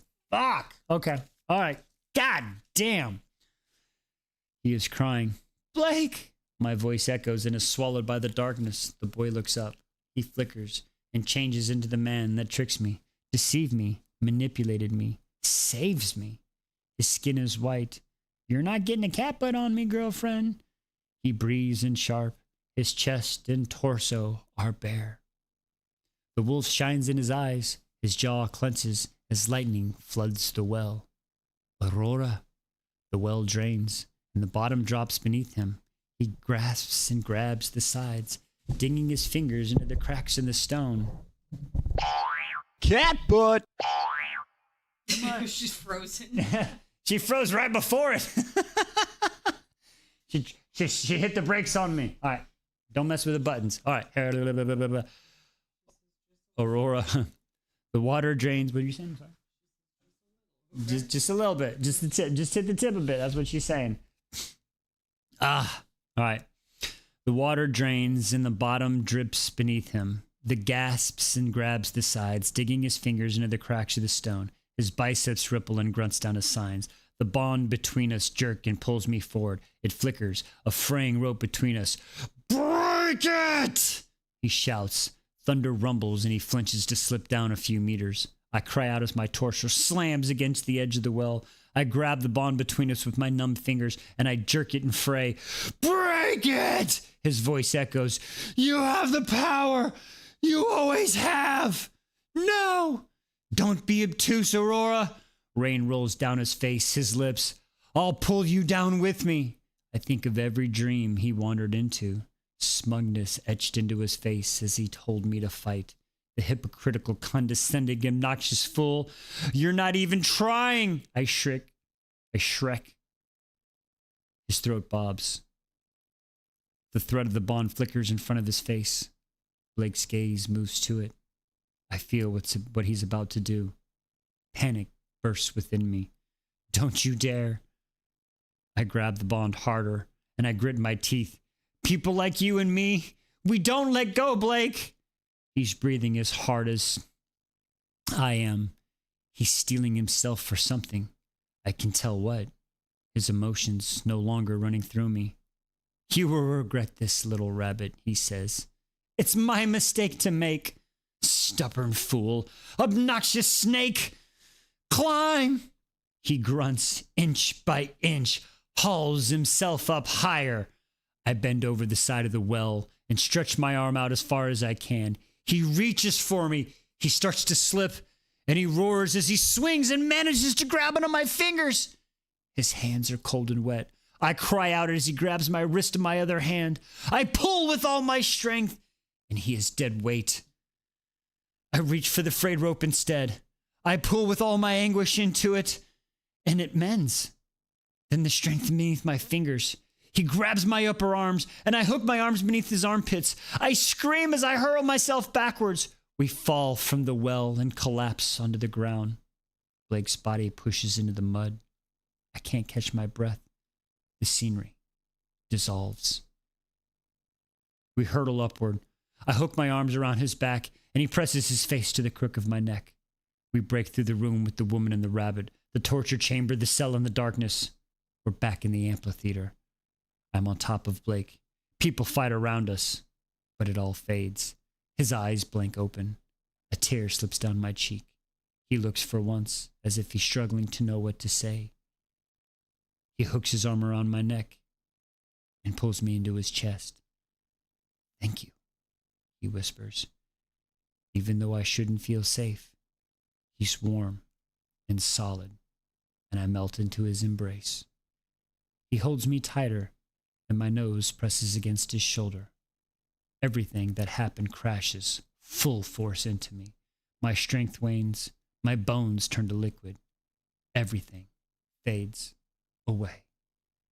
I don't know if it's a minute passes or an hour before I find myself scooped off the floor, head against a strong chest. The scent of pine fills my lungs as I'm carried away. I don't know where I'm going. I have no strength left to care. He's alive. James's rough voice sounds distant. So she's the heart of the moon. So it seems. Blake's breast bunches against my forehead. Why you? Said James. Of all the wolves in the kingdom, why would you be her mate? I don't know. But he does. Blake knows why. I feel this with certainty that tightens my chest. I try to cling to it, but everything fades away once more. Woo! All right, we dodged a bullet on that one. I was about to say, I put my fancy black kilt on tonight and y'all was gonna take him from me. I was about to be mad. I was about to wag my finger at y'all. What are you making me do?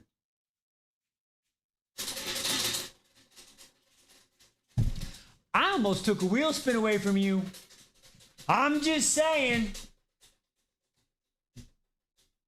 I see you in there. I see you.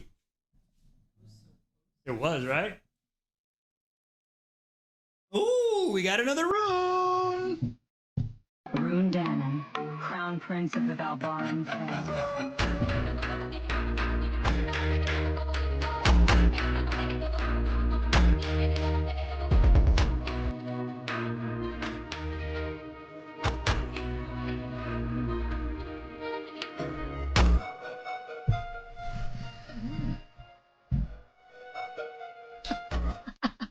You said Dr. Lego chose this life. We were just subject to it.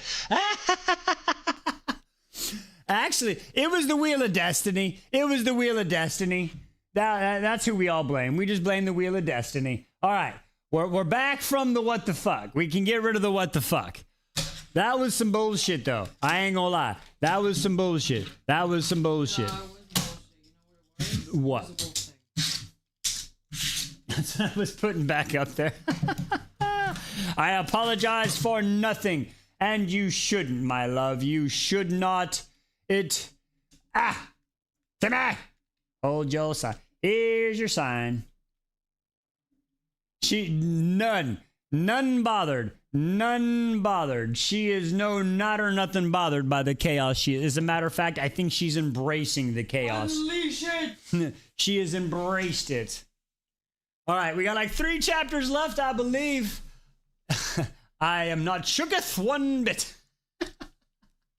All right, here we go. 62. There is something soft beneath me. The scent of pine hangs in the air and mingles with wood smoke. The wind roars, but I don't feel him on my skin. My body is liquid. My eyes filled. I don't think I need her niche anymore. I think we're good. I think we survived the rough part. All right, hopefully. If not, I'll grab her back. All right. The pine hangs in the air and mingles with the wood smoke. The wind roars, but I don't feel it on my skin. My body is like liquid, and my eyes feel as if they were welded shut. With great effort, I open them. I am in a small bedroom. A fire crackles in the hearth. Its lighting dancing over the dark stone walls and the thin rug in front. I wait for the searing pain to flood my senses, but it doesn't come. Hello, little sister. Philip sits in a wooden chair by the bed, his long legs stretched in front of him. His coppery red hair sticks up the tufts as his skin is pale, marking his freckles stand out more than usual. The last time I saw him, he was bleeding, shouting orders at the wolves at the serpentine creature reared before them. There was blood everywhere. And Blake. Exactly. Callum who? Who? Tamlin? Is that what we're calling him? What? I'm sorry. He's not that bad. He's not that bad. My bad. I take a shaky breath, release it. Where is... I swallow. It's strange that I feel disappointment that Blake is not here. That's the first question I want to ask his whereabouts. Where is everyone? A grin crosses Philip's face. He's dealing with the prisoners. I push myself into sitting position and frown. Prisoners? My throat is dry. And Philip nudges the glass of water that sits on the bedside table toward me. And candlelights flicker across the surface. I grab and take a couple of deep glugs. Blake has the surviving wolves rounded up. He locked them in the Grey Keep's dungeon. Why? Why haven't they been through enough? Their chair creaks as he leans back. Philip usually dresses in height of fashion, so he looks strange wearing a dark shirt that's too big for him. It hangs off his lithe frame, and a couple of swirls of ink crept up above the unbuttoned collar. There weren't many left, says Philip. He's given them a choice. They can accept him as their alpha, so he can command them to stay quiet about you, or he'll schmill them. He shakes his head, the blood of the moon. Remind me to never get on your bad side again, little sister. I sit up straighter. What about Ryan? He's fine. He tried to visit you earlier, but Blake's been a little bit protective of you. You've been unconscious for 24 hours. He's just left your side. He's okay? Yes. Your mate? I wince, and Philip grins wider. Is okay. I put a glass of water down, and my shirt sleeve swallows my hand. It's black and baggy and smells like forest and fairy tales. Blake's shirt. He must have changed me out of my bloody rags I was wearing when he carried me out of the amphitheater. The crack of the whip and the wet sound of my skin splitting only wait through my mind, and I close my eyes and it takes a deep breath. Blake's scent curls around me, and I release a breath. Is it safe here, I ask? For now, it seems. Alexander's army are otherwise occupied with Callum's armies. Blake shifts in his chair. There's a leather satchel at his feet. Are you going somewhere? I ask. He glances at the door, then lowers his voice. Yes, and I want you to come with me. We should stick to the original plan. Come to the Snowlands with me. I realize things might have changed between you and Blake, and there's something off about him. I still don't trust him. The wolves will tear you apart when they find out what you are. A goddess forbidden father ever and goddess forbid father ever discovers it. I can't come with you. There's something I need to do. He holds my gaze, his eyes searching, then inclines his head. Okay. I saw her, Philip. I saw Mother. His eyebrows lift before the pitying look crosses his face. She's dead, little sister. I'm aware of that, I say. I don't know. Perhaps it was just a dream, or a suppressed memory, or my mind making sense of all the things I saw when I was young. But I know what she told me was true. Father hurt her. He killed her, Philip. He nods. And something like shame crosses his face. I thought as much. I bite my bottom lip. Do you want me to help? I should. I wish I could. There's something I must do first, too. I've not been entirely honest with you, sister. You need help yet? The reason why it caught me by surprise when Alexander could command me was because I was claimed by another alpha in the Snowlands. Ingrid? No, he smiles sadly. An alpha named Fenrir. Wait, which way is the top? That is. Oh, wait. Philip's been claimed by 3 people? Good Lord. The eyebrows knit together as recognition jolts me. He's the wolf Alexander was in the prison cell with, and Blake and the others. Philip nodded. If both Alexander and Blake worship night, I say, Fenrir worshipped him too. He made no claim to doing otherwise. He was horrifying and committed many atrocities in his name. I'm making progress though, kiddo. Ugh. Huh? Oh, okay, I got our streak. I got you. If I could go back and change things, he shakes his head. I thought he would be dead. I didn't realize my allegiance would fall back to Alexander after he had gone.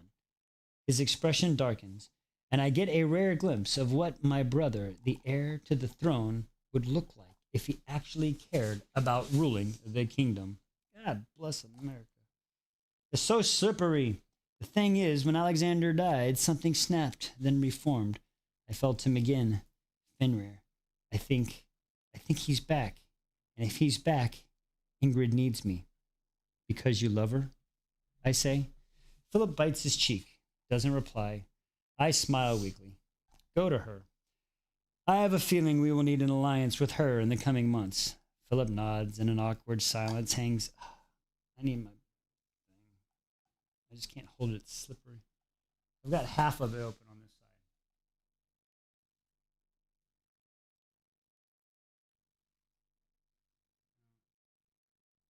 Can you give me a flathead screwdriver? In the second drawer, there's a flathead screwdriver, baby. Philip nods and a silence hang between the Philip in the corner over there. The tool chest in the corner. That's always there. The light's not on, I get it. A flathead screwdriver. I know, right? It's almost there. Philip nods and an awkward silence hangs between us before he pulls me in an embrace. We've never hugged before. I'm not sure I want to do that with my limbs from the tension in his arms. I don't think he quite knows what to do either. I'm not sure we should attempt this again. His words are muffled by my hair. I got it. Never mind. I got it. Woo! God bless, that one was rough, kiddo. Yeah, I see you put it upside down. We got it. We got it though. Woo! We got it. Freaking, you're welcome, baby. Them slimes, they be sucking them tops down. That's what she said. All right. I pulled back the quote. Okay, I'm not sure where we should attempt this again. His words were muffled by my hair. All right. So they can't hug, brother and sister, awkward hugs. I pulled back, the corners of my lips tugging upward despite everything that has happened. I'm not sure. Philip, we'll get better at it. He grins, then stands. Be safe. And you? He strolls to the door. Good luck, little sis. Try not to get schmilled in my absence. He winks before disappearing into the corridor. I wonder if I'll ever see him again. The thought makes me strangely sad, considering our past. And then I'm alone in a small room with nothing to keep me company but the sound of the sea crashing into the rocks. Somewhere below, the shadows that danced along the stone walls. Every time the window rattles, I flinch, and the memory of the whip and Alexander and the serpent made of darkness slams into me. I don't want to be alone with my thoughts right now. Excuse me. I can feel him, Blake, the thread that links us tighter, stronger, somehow. I think if I follow it, it will lead me to him. Get your hands off my mate. I slide out of bed. My legs are a little shaky, and the skin on my back tingles. But I'm surprisingly well, considering what happened. When I slide my hand down the back of my shirt, I feel the ridge of one of my old scars between my shoulder blades, but no fresh wounds. My legs are bare, but brown breeches are folded on the end of the bed. Blake must have left them for me. I slipped them on. Alongside a pair of boots left by the wall, I crept through the door. The torches along the wall aren't lit, and there are no windows. Darkness is thick on my skin, yet I can see the stairwell with sturdy black banisters all at the end of the corridor. I think it's my wolf sight. I think I may have finally broken the cage that was keeping my wildness locked within. I head towards the stairwell, then down the stairs. The entrance hall looks like it might have been magnificent. Once it's large, with an arched iron door and a chandelier that creaks as it sways. On the high ceiling, my footsteps echo as I stride across the hall. On either side of me, streams of rainwater run down the walls and the puddles of the black flagstones. The scent of seaweed is strong. The black algae most entirely coats the anchor that has been attached to the wall above the door. It's bitterly cold, but the temperature doesn't cause the discomforts that it would usually. I have a feeling that if I turn left, I'll find my way into Blake's dungeons. Something compels me to walk the opposite direction, towards the door. It scratches as I open and I pull. It screeches as I push it open. Then I slip out into the night. I find myself in a bleak courtyard within a fortified walls. It's raining heavily, and my clothes immediately stick to my body. Water rolls down my face, and I relish the feeling. It means I'm alive. I head through the tall iron gates, and I am on the edge of a cliff with the path running down. The waves crash against the rocks below. Ahead, there is nothing but perilous ocean. It's not why I look down and I realize I came out here and what I had to see. There's a circular stone building on the expanse of the land that juts out to the sea. One of the walls is crumbling, the amphitheater, the place where I thought I would die, the place where I finally let go and decided to fight. Part of me wants to clamber down the path, cut through the rock, and make sure the serpent, the cloaked men, and Alexander are really gone. As I look, though, I notice thick smoke, darker than the night, pluming from its roof. The gust of the wind brings the scent and the fire, rancid burning meat.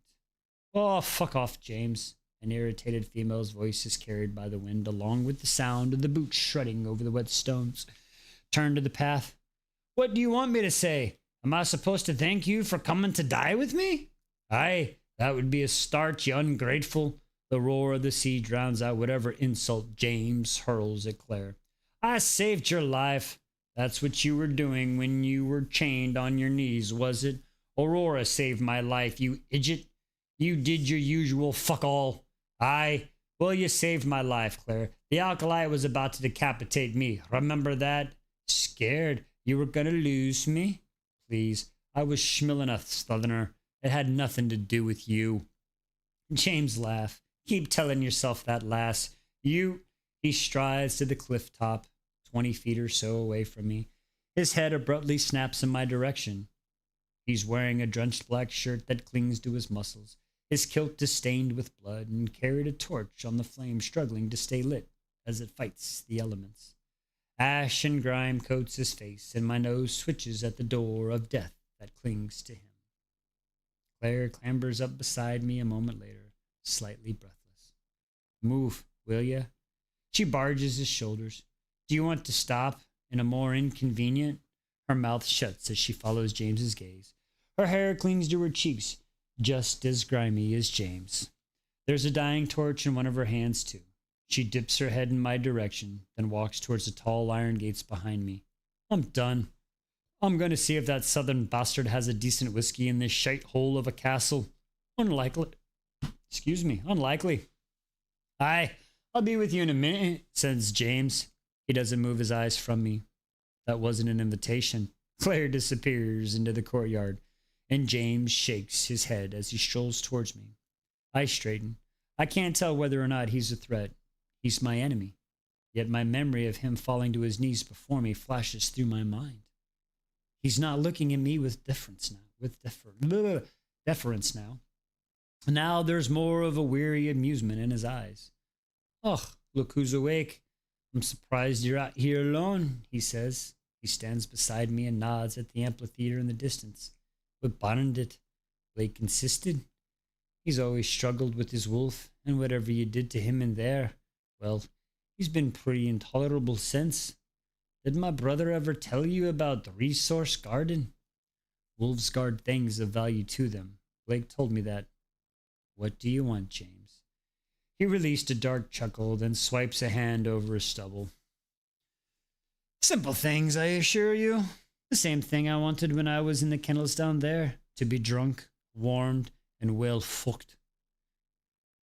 You're nothing to fear from me, lass. We may be enemies, but we've got the blood of the goddess in your veins. I won't hurt you. If my people discover who you are, he shakes his head and strands of brown hair stick to his cheeks. My kingdom will tear itself apart to gain possession of you. I'll keep my mouth shut. You have my word. Some of the tension inside me uncoils. James may not be as honorable as Callum, yet I believe him. He tried to help me in the amphitheater, even before he knew what I was. I have a feeling that there may be some good in him. Buried deep. James shrugs his big shoulders. I know you found the idea of marriage to me abhorrent. I find almost everything about you abhorrent. Almost? Are you warming up to me, princess? No, you are not going to suggest we wed again, are you? That's kind of funny. He rolls his eyes. Aye, that ship has sailed long away. Aye, you're bonny enough. But I only ask you before this to piss off the Sutherlands because I knew Blake was up to something. You should be in the north with the wolves, with my brother. His honor won't let him marry another wolf's mate, but still, a marriage alliance with Callum would be sensible. I hate to say it, but with all his talk of night lately, I think there's something worse maybe coming. We may need to unite the kingdoms to defeat this threat. No, I say. James arches an eyebrow. Don't be stubborn. I know things are complicated between you two, but for our kingdoms to be united in marriage, my father would have to agree. He is ruler, not me. I shake my head. Even if he was willing to work with the people he oppressed and schmilled. Even if Callum could be persuaded to join forces with the monster, I will not be presented to the wolves as a political pawn. My spine is like a rod of something wild and thorny jolts through me. I am not sure why I'm telling James this, of all people, yet I feel he'll understand. My father has ruled long enough, I say over the roar of the waves. He is not fit to be king. Philip has no designs for the throne, and with him in the Southlands, there is only one heir left. With my father out of the way, the throne will fall to me. Maybe we need to bring the kingdoms together, but it won't come to Callum as the princess of nothing, with no power or influence. Then asked for an alliance. I will come to him as an equal. I will come to him as the queen. James's eyes glinted in the darkness. I was planning on heading back to Highfell to challenge whoever the new alpha is. But if you need some help killing southerners, I think I'm long overdue to visit your father. I assure him, ruthless with big powerful muscles and experience in ruling a kingdom with me, he could shift as well. He could shift at will too. I don't like him, but maybe he could be useful. It's not as if I have many allies, so perhaps enemies with shared interest will have to do. Perhaps. He released a dark chuckle. You really are warming to me. I opened my mouth to refute the claim. Oi, thanks for waiting, Ryan shouts. He's climbing up the stubby rock path, his coppery colored plastered to his skull. His face breaks into a grin when he sees me. Princess, how are you? His face pales at the same time, and the velvety scent of the forest caresses my senses, and the thread that coiled around my soul tightens. Ryan dips his head and scurries past James and me towards the gray keep. James shakes his head, amusement tickling his lips. I turn around. Blake stands between us and the iron gates of the keep. The rain plasters his black shirt to his body, and the wind ruffles his hair. His eyes fill mine, and that thread between us hums. At once, I'm falling and frozen. Slipping his hand into his pocket, he walks towards us. Excellent plan, little rabbit, he says, and I realize he was listening to our conversation. A dimple punctures his cheeks. Would you like my help? Whoo! Let's go! Let's go! Holy crap! I tell you what, who was ever going tippy tappy happy, y'all are going crazy. We're at 51K and there's only like 5 or 6 of y'all in here. So whoever is going tippy tappy on the likey, I appreciate you. You're freaking amazing. Ooh, Book of Azrael.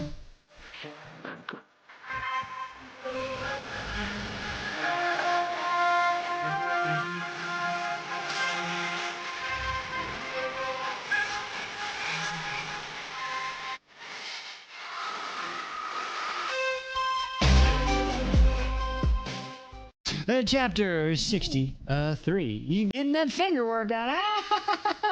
I do that too, just not with taps. Anyway, I forgot how to speak. Sorry. As Blake stands before me on the cliff of the edge, the waves spraying the walks below, I particularly understand Ryan's desire. She always hears me. I didn't think they'd hear me. I can partially understand Ryan's desire to dip his head and get away from him. Dominance I hadn't noticed before seems to roll off of him. Perhaps I strengthened the bond between us, and now I'm more aware of him than before. Perhaps whatever links me to all wolves senses the animal in him. He feels dangerous. It could just be how still he is as the elements rage around him and the tension in his shoulders despite the calculated dimples in his cheeks. A streak of blood on his face mingles with the heavy rainfall, rolls down his cheek and drips off his chin. James grins widely. He grips Blake's shoulders and turns to me. See this? Stiff shoulders, hard biceps, tight jawlines. If there's something dirty to hear, Allie and I, y'all be hearing it. I ain't gonna lie. Y'all hear it. Y'all do hear it. Touche. James grins widely. He grips Blake's shoulder and turns to me. See this? Stiff shoulders, hard biceps, tight jawline. He points at Blake's face. Classic guarding signs. If I touch you now, princess, he'll probably try to kill me. Blake flashes James a dangerous smile. If you touch me again, I'll remove your hand and insert it up your arsehole. James laughs and taps Blake lightly on the jaw. Terrifying. He starts to walk away towards the iron gates of the keep. Blake turns and kicks him lightly on the back of the knee, causing him to stumble. Prick! Cunt! The corner of Blake's lips twitch up as he turns back to me. The realization slams into me that even though Blake and James would happily schmill one another, Blake was part of James's inner circle of alphas for 2, maybe 3 years. James knew Blake well enough to determine the true meaning of the bond before Callum even did. Perhaps they're friends in a way. It is a wolf thing. As the gates screech shut and James's footsteps are swallowed by the rain that hammers the ground and the sea, my stomach tightens. Blake and I are alone for the first time since I broke into his bed chambers and he restrained by Lockin's men. We were supposed to be enemies working against one another, but he saved my life and I saved his. He runs a hand over the back of his neck, his caged emotions from me, but I think he feels as awkward and uneasy as I do. How are you feeling? He says finally. I'm well, thank you. And you? He releases a soft laugh and shakes his head. I'm fine, little rabbit. He signs, his muscles tighten. I'm sure, drenched and shivering as I am. He's going to tell me to go back inside, that I need to be resting. But I don't want to go back to bed. Not yet. I don't want to be alone with my thoughts. I don't want to risk the nightmares that I'm sure will come. He strolls over to the boulder on the edge of the cliff and sits down on the face of the ocean and relief the soft breaths as I walk towards another rock a few feet away from him. And as I sit down, my legs dangle over the side of the cliff. In the distance, the amphitheater is almost completely consumed by black smoke. James said you insisted it was burned. Why? It was the bodies I wanted burned. The acolytes bore the knight's mark, which means they've offered their souls tonight. I've heard stories that some of the prisoners are strong enough to possess the dead. It got me thinking about Kaya back at Mata Allah and the way his eyes changed. Do you think he was possessed? He shrugs. I don't know. But they know the truth about you, and I didn't want to risk it. He turns his head to look at me. What you did in there. You were magnificent. My blood cools. A crease forms between Blake's eyebrows. What's wrong? I felt powerful for a moment, but then I shake my head. I wanted to escape my fate. I wanted to feel like more than someone else's puppet. I didn't want to be an object anymore. Wars will be fought over me, won't they? People will try to schmill me, not because of who I am, but what I am, how people can use me. I am a weapon. Darling, no. His voice silk cuts through the roar of the wind. You're not a weapon. You're a fucking tornado. There's something so intense in his eyes, I have to drag my gaze to the roaring waves. Alexander called you his brother, I say. We're not related, but we are brothers in a way. Just as Jack and Aaron are brothers too. Some bonds are forged by blood, some by light and love and hope. Others are forged in darkness. Where are Jack and Aaron? Aaron went to check on Lofel. Jack is making sure the Great Keep is secure. They'll be back. I suck in a deep breath of algae-scented air. I'm ready to talk about it. A long silence stretches between us. He clasps his hands between his thighs. Okay, what do you want to know? The truth. When? When did you know about this? I touch my chest, not wanting to say it out loud. I'm not sure. I thought I just wanted to play with you at first, but the longer you were around, I told you before, I thought you seemed familiar when we first met. Even though we never met, Aaron was kept prisoner with me beneath the palace. So was his mate, Farah, I say softly. He nods. Our captor experimented with them and recorded in the pages of the book you took from my chambers. I learned more about the mate bond than I ever wanted to know during those dark days. It's why I first took the book from my old room not long after you arrived in the Northlands. I started to suspect something. I didn't know for sure, though. Not until I had you in the dungeon, with your legs wrapped around my waist. I recall that moment, how he looked like he was going to kiss me. He seemed disgusted with himself with it. He sighed. So later that night, when you were dying, I knew I could share my life force with you because Aaron and Farin had done it time and time again. Ah, okay. He shakes his head. You think I tricked you. In truth, I did not. I did it because I didn't want you to die. Those words sounded raw against his throat, and I can find none to fill the heavy silence that stretches between us. He shrugs. I suppose the full truth is, I was arrogant enough to think I could pull you away last minute, that I could grab you like I did. I could grab you like you did to me earlier when I was in the well, then let go without ever being any consequences. But you gripped so tight. Honestly, Aurora, I didn't mean for this to happen. Make no mistake, I had no designs on the throne. I had designs on the throne. I still do. Your part in my plan was over. I was going to blackmail Callum once we had taken Mata Allah from James. I did not plan for this. It complicates things for me. You hid it from me. You had no right to do that. He releases the dark laugh. What was I supposed to do? You were with Callum. I knew he wouldn't be able to handle it. The truth would have destroyed you both. And your plan too. In the process? Yes, there's that too. A smile plays on his lips. You have the power. Break the bond now if you must. I think I made it stronger before. It feels different. Yes, I think so too. The amusement dies from his eyes. You may have missed your chance. You could have broken the bond when I was dying. Why didn't you? I drag my hands down my face. Oh, I don't know, Blake. You're obnoxious and devious and manipulative. You have intentionally provoked me time and time again. You bit me. You plotted against me. You kept your secrets. You hid things. And I don't trust you in the slightest. You are the most irritating person I have ever met in my life. And yet, I feel exposed, naked in front of him. And yet, I admit something that makes me feel more vulnerable than I have ever felt in my life. You are my friend. My voice sounds small. I expected him to mock me, taunt me.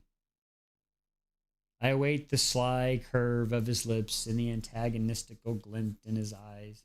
Instead, his expression is more serious than I have ever seen. When he smiles, it's sad. I wonder if he has ever had a real friend before, or at least one that's not forged in the depths of a prison cell. The truth is, though, that I never had a real friend either. And how much I have longed for one. Overwhelming remorse floods me. Before he pulls it back. Likewise, little rabbit. The air feels awkward again. Suddenly I'm exhausted. I shiver and rub my arms. I stand. I'm going to go back inside. I'm tired. I nod, and he pushes himself to his feet. I'll come with you.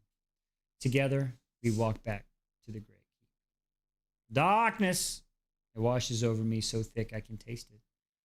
I breathe in sharply. I'm in a long, dark corridor and shadows across the ground, as if they have their mind of their own. They coil around my bare ankles and pulse quickens as the scent of something old and ancient hits my nostrils. I creep forward past the doors. Something hisses behind one. They sound raspy and familiar. I swallow the lump that forms my throat and hurry past. I need to get out of here. I walk through an archway of a hexagonal room. Something as the shape seems familiar, and I recall the drawing of the labyrinth I found in Blake's bedchambers. It's of no consequence to me. Blake's silky smooth voice comes from one of the archways to my left, where Knight's mark is carved into the stone. If you want an army, I can build you one. My blood turns to ice. I follow his voice and I halt. I am behind a large obsidian throne. A male sits upon it, and fear grips me tightly. I can't move. He radiates a cold, ancient power that makes the hairs on my arms stand on end. I can't see his face, but I catch a glimpse of the short hair, as white as moonlight, and tall, jagged crown encrusted with diamonds. He drums along his fingers on the arms of his thrones. My soul knows who he is. even if I have never seen him depicted before. I do not trust you. The male speaks, the voice cold. Blake kneels before the throne, his head bowed in deference. When he raises it, the corner of his lips lifts. It is not part of my appeal, master. His face is younger, his hair slightly longer and messier. Shock slams through me. This is a memory, like the others. I infiltrated a dream. Blake's dream. And we are in Knight's prison. Knight laughs, a cold, dark sound that makes me shiver. You are one of my favorite toys. Very well. Take the kingdom of wolves in preparation for my return. It will pain Galach when I break her creatures and find the key. Bring me the heart of the moon, and you will be rewarded beyond your wildest imaginings. But fail me, and your punishment will be fail me, and your punishment will be severe. I will not fail you. Fucking, she's gonna see Blake talking to fucking Night Prince coming out of this shit, ain't she? I wish it'd be Callum, that way I could just hate him for real. My heartbeat thunders in a kafooey of my ears. I inch back, and Blake's eyes lock onto mine. They widen slightly. A brief flicker of panic crosses his face before he schools in the nonchalant once more and brings his gaze back to his master. Yeah, I knew it. Is there something wrong? The crowned male begins to turn and clicks his tongue. Is one of my souls misbehaved then? Bring them to me. I don't wait for the God of Night to see me. I don't wait for Blake to catch me. This may be a memory, but I have a terrible feeling there will be dire consequences. If I am caught, I run.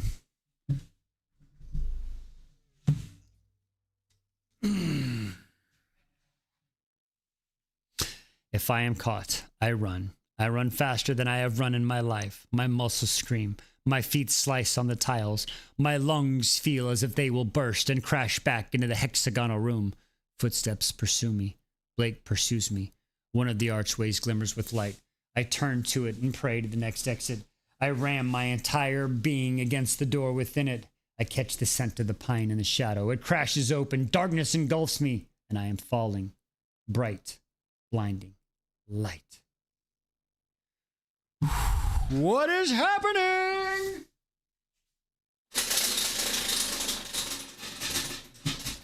This is the last chapter, if I'm not mistaken. I thought we were supposed to have a nice little civil ending here. I know, right? Me too, Court. I thought we was gonna have a little civil ending, and it was just gonna have a conversation. What are we ending on? Dire Bound.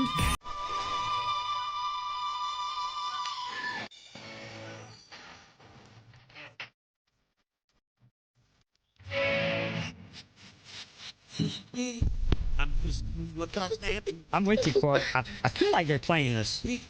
I'm just following my destiny. Oh, and she even left us I'm too. just doing what comes naturally. Dr. Raven left us on the last chapter. How bad can I possibly be? She's like, I'm not getting yelled at. She's like, I ain't gonna get yelled at. All right, here we go, folks. Last chapter. Here we go. My eyes jolt open. I'm in a small room in the Grey Keep, and the embers of the hearth glow orange. Blake sleeps in a chair with his head dipped in his chest. I'm breathing too quickly. I try to calm myself, terrified, and when terrified, I will wake him. 1,000 emotions rattle in my chest, but the one slices through is a cold, icy fear. At some point in his life, Blake called Night his master. I need to get out of here. Blake's eyes open. I'm restricted by the bed sheets. My pulse thrums beneath my skin. It's loud, so loud. I know he can hear it. I turn my body to stone as if I can block out the sounds, and it beats faster, faster, faster. His midnight hair is disheveled and stands on the curls of his forehead. His shirt is unbuttoned at the collar. He looks relaxed with the fire of the hearth flickering low behind him as he sits in the chair. He seems unthreatening, vulnerable. I wonder how careful he practiced his act, or perhaps lying just comes naturally to him. He's working for Night. He has been all this time. He's been looking for me. I'm always pretending, he once told me. I should have listened more closely. I know he's acting now. I can see it. His hands tighten over the arm of his chair. His back ever so slightly straightens. I feel that coil of weariness as it tightens around my soul. For so long, he has left. He has felt like a spring, tight wound. I think in this moment, when it finally snaps. I know his secret. My pulse becomes a kafui in my ears. He knows what I know. Does he know that I know? He stares at me, and there's a hint of challenge in his eyes. Say it. He seems to dare me. Fight. My breathing quickens. I need to get away. I need to warn Ryan, James too. I suppose I need to warn the whole bloody kingdom and my people too. I need to stop him from using me to release his master. My gaze darts to the door, but I know he'd catch me. I force myself to relax, to release a breath, to smile. He hasn't hurt me yet, so he must be waiting for something before he makes his move. I have time. There has to be more time. I can pretend too. I had the strangest dream that I was being chased through a forest, I say. I settle back down on my pillow. It'll put him at ease. Wait for him to go back to sleep. Then I will run. He blinks.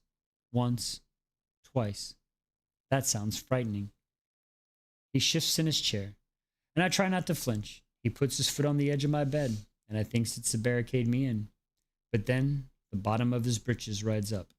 Too late. My eyes dart to the exposed flesh. Then I realize his intent.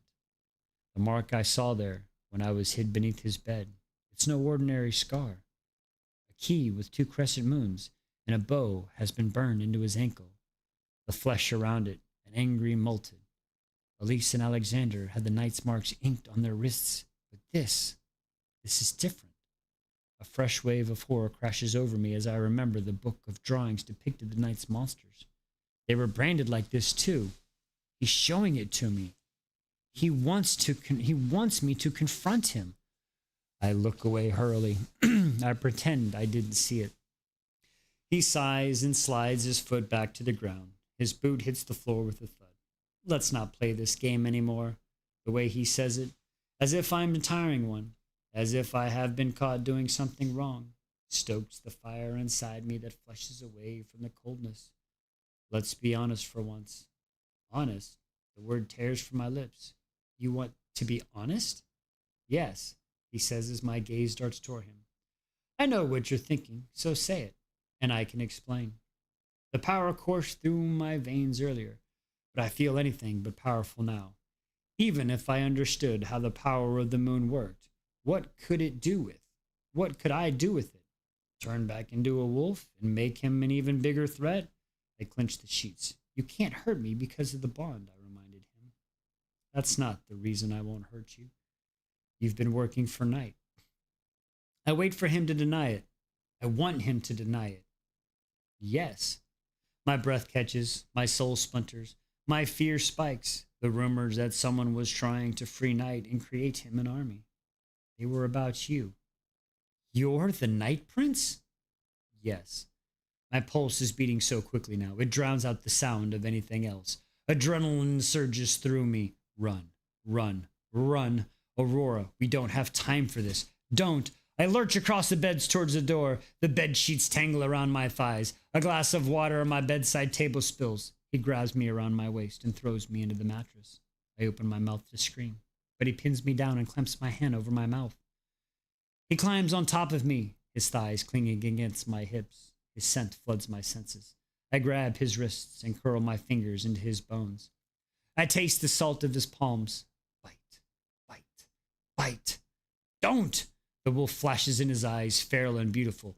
Listen! His essence floods me, dark and powerful and suffocating. It stokes and coaxes in a laden of which intense dominance that I almost whimper as I try to push it away. Something inside me wants to yield to it, to submit. He is using the Athen, and before. But fear cools my blood. He is more powerful than he was, letting on the last time he did this. All this time, I thought it was Callum who was holding back with me. I see it now. It was Blake. Sweet beads on my brow. The words spoken in his chambers of Mata Allah. come back to haunt me. When the time comes, little rabbit, I will give you everything I have. I promise. Is this it? Is this his glorious defeat?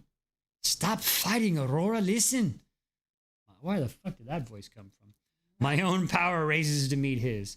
I reach deep inside me as I grab a shadowy finger. His grip tightens, and I gasp that I'm held within his grasp. Still, I think I could fight him off. As the telltale dots appear across my vision and my breathing comes rapid, I know that all I need to do is let go. Right, Court? What the fuck? I think he knows it too. I think he's given me a reason to acquiescence to him.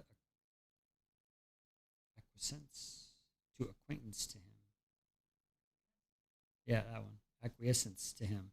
A way for to pretend that he forced me into submitting to him because he knows my truth, even if I can't stomach it. I want to know what he has to say. I want to trust him. I want to tell him this is a mistake and that I was wrong to save his life. So that traitorous part of me stills, obeys, submits. I pretend I don't want to. I even let out a soft whimper against my palms. The corner of his lips twitched as if he knows my game. I sink back into the sheets and stop withering beneath him.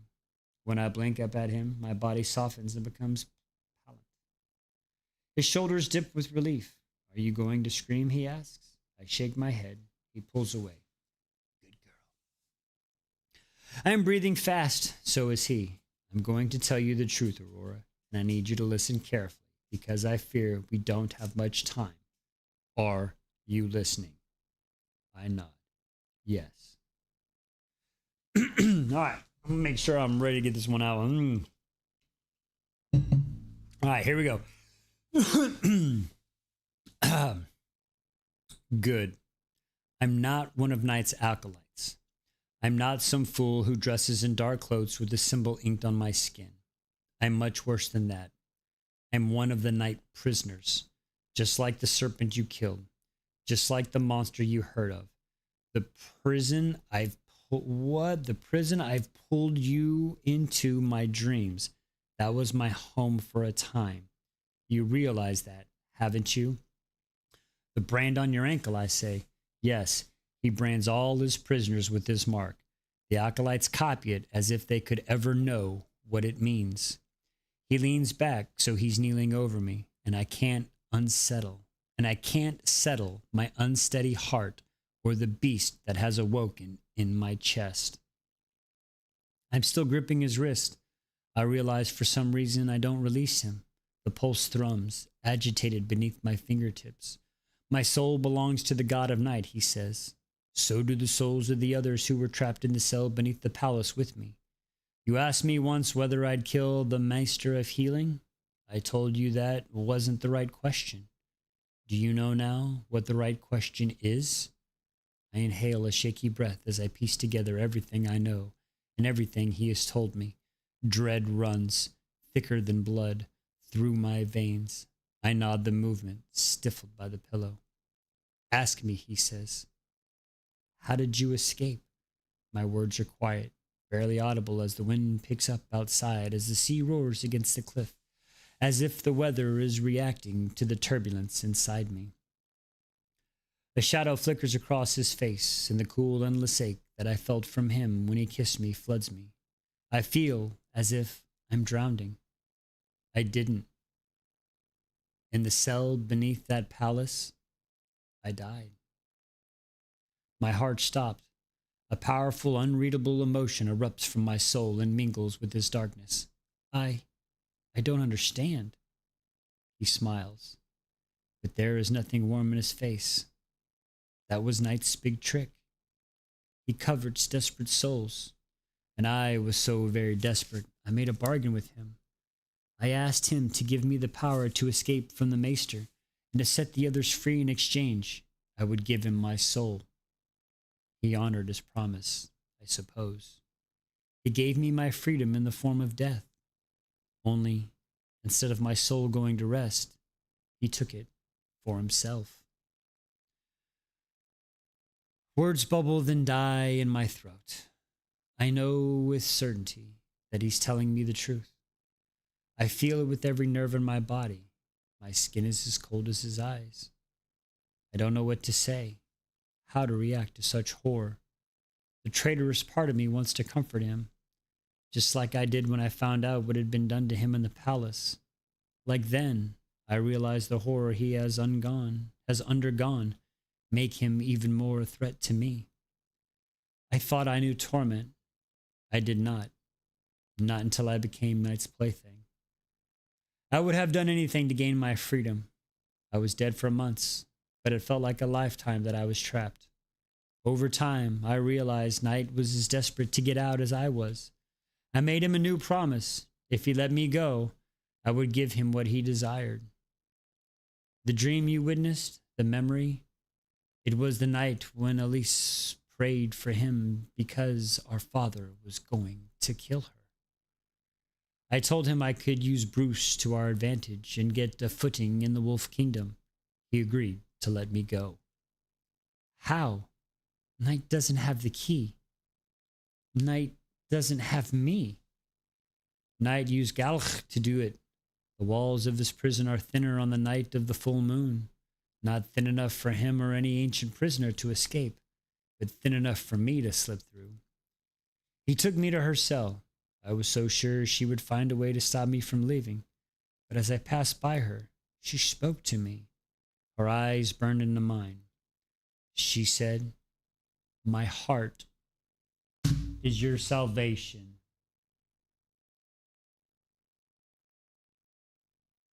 Her heart is his salvation. Her heart is his salvation.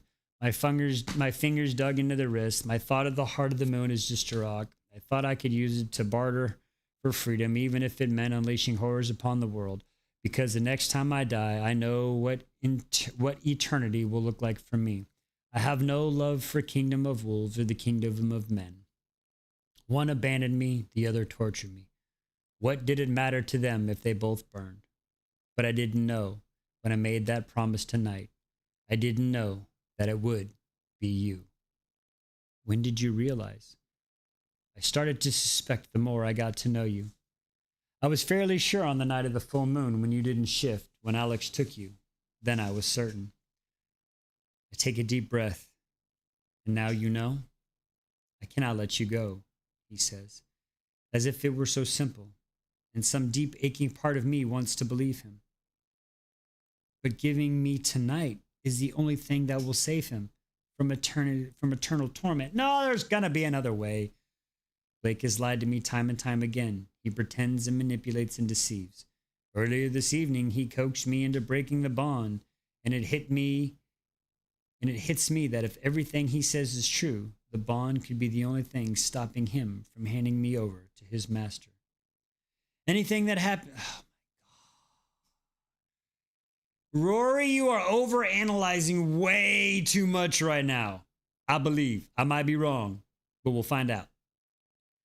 His chest deflates as if he feels my hesitance. I know I haven't given you much reason to trust me. I believe if Knight or any of his army got their hands on you, you would be tortured and schmilled in order for you to release enough power to break the walls of his prison.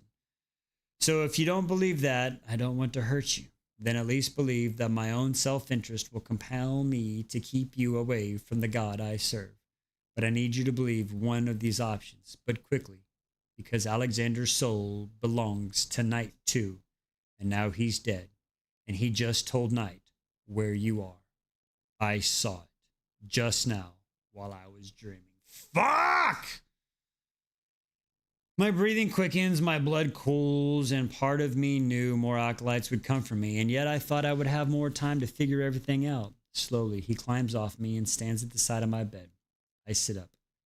I know what you want, little rabbit. I heard you talking to James. You want an army, a kingdom, and a crown. I can give you your vengeance. I will drop your father's head at your feet if you ask it of me. You need to evade Knight, and no one in this kingdom knows him better than I do. I can help you. I will help you, but we need to go. He glances at the window which rattles in the wind. Knight's acolytes, the beginning of his army. and other prisoners that might have slipped through the hole in that prison wall. They are coming. That's what she said. I swallow down my rising fear and cling some hope that still have time. There has to be more time. We need to tell Ryan and the others. No, they are coming for you. If you want to keep them safe, we need to go now. We'll draw them away, just you and me. He holds out his hand to take me. Callum? Fuck Callum! For real, fuck Callum. There's an uncharacteristic sharpness in his tone. I shake my head because I'm so sure that his game is not yet over. And what do you want in return for your help, Blake? He cocks his head slightly. There's something I want above anything else. You know what that is, don't you? His eyes bore into me with such intensity that my breath hitches. The air in my room suddenly feels hot and thick. My skin prickles as the bond vibrates between us. The dream I walk on flashes in my mind. On my bed. The flush of my cheeks. The way... Harassment and bullying. The last 10 minutes. The last few minutes and you're finally going to hit me, tiki-taki. Fuck off. Stupid. It's dangerous. Okay, it flashes through me and cheeks on my bed. The flesh in the way of his face. It pushes me down on the mattress. I blink the vision away. It's too dangerous to look at. You want your freedom. You want what you want in exchange for what I want, he says, without confirming or denying a statement. A simple bargain. I look at his hands outstretched. Nothing is simple when it comes to Blake. I feel as if I'm making a deal with the god of night himself. But Blake already has my soul. What more can he take from me? Those dangerous dimples crease his cheeks. Come on, little rabbit. We need to go. Now. They are coming. Goddess, help me. I put my hand in his. Wow. I know I need to stop bullying Callum, the little wolf. He's a wolf. It's okay. He can handle it. What a friggin' story. Okay. Let's go. One more down for the books, folks. All right.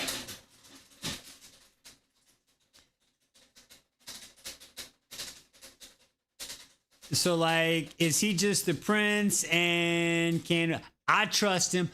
Are we talking about Blake? I trust Blake more than Callum. Ooh, the poet empress.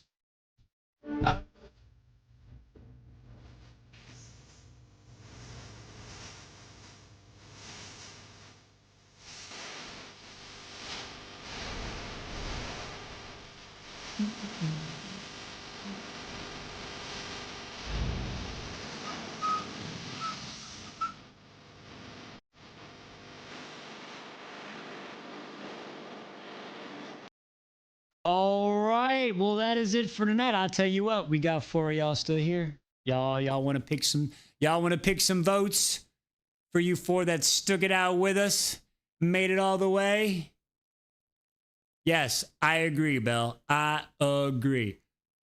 I agree, Courtney, too, 100%. I'm very satisfied. I am very, very satisfied with that ending.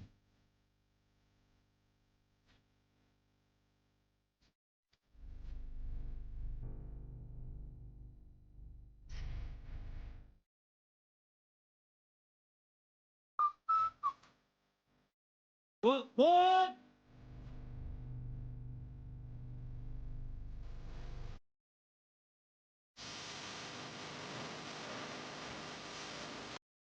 All right, DW. Do you want a button? Belle? And Courtney, do you want a button before we get on out of here, my loves? Bum ba dum bum bum bum. Ah. She said, hit her with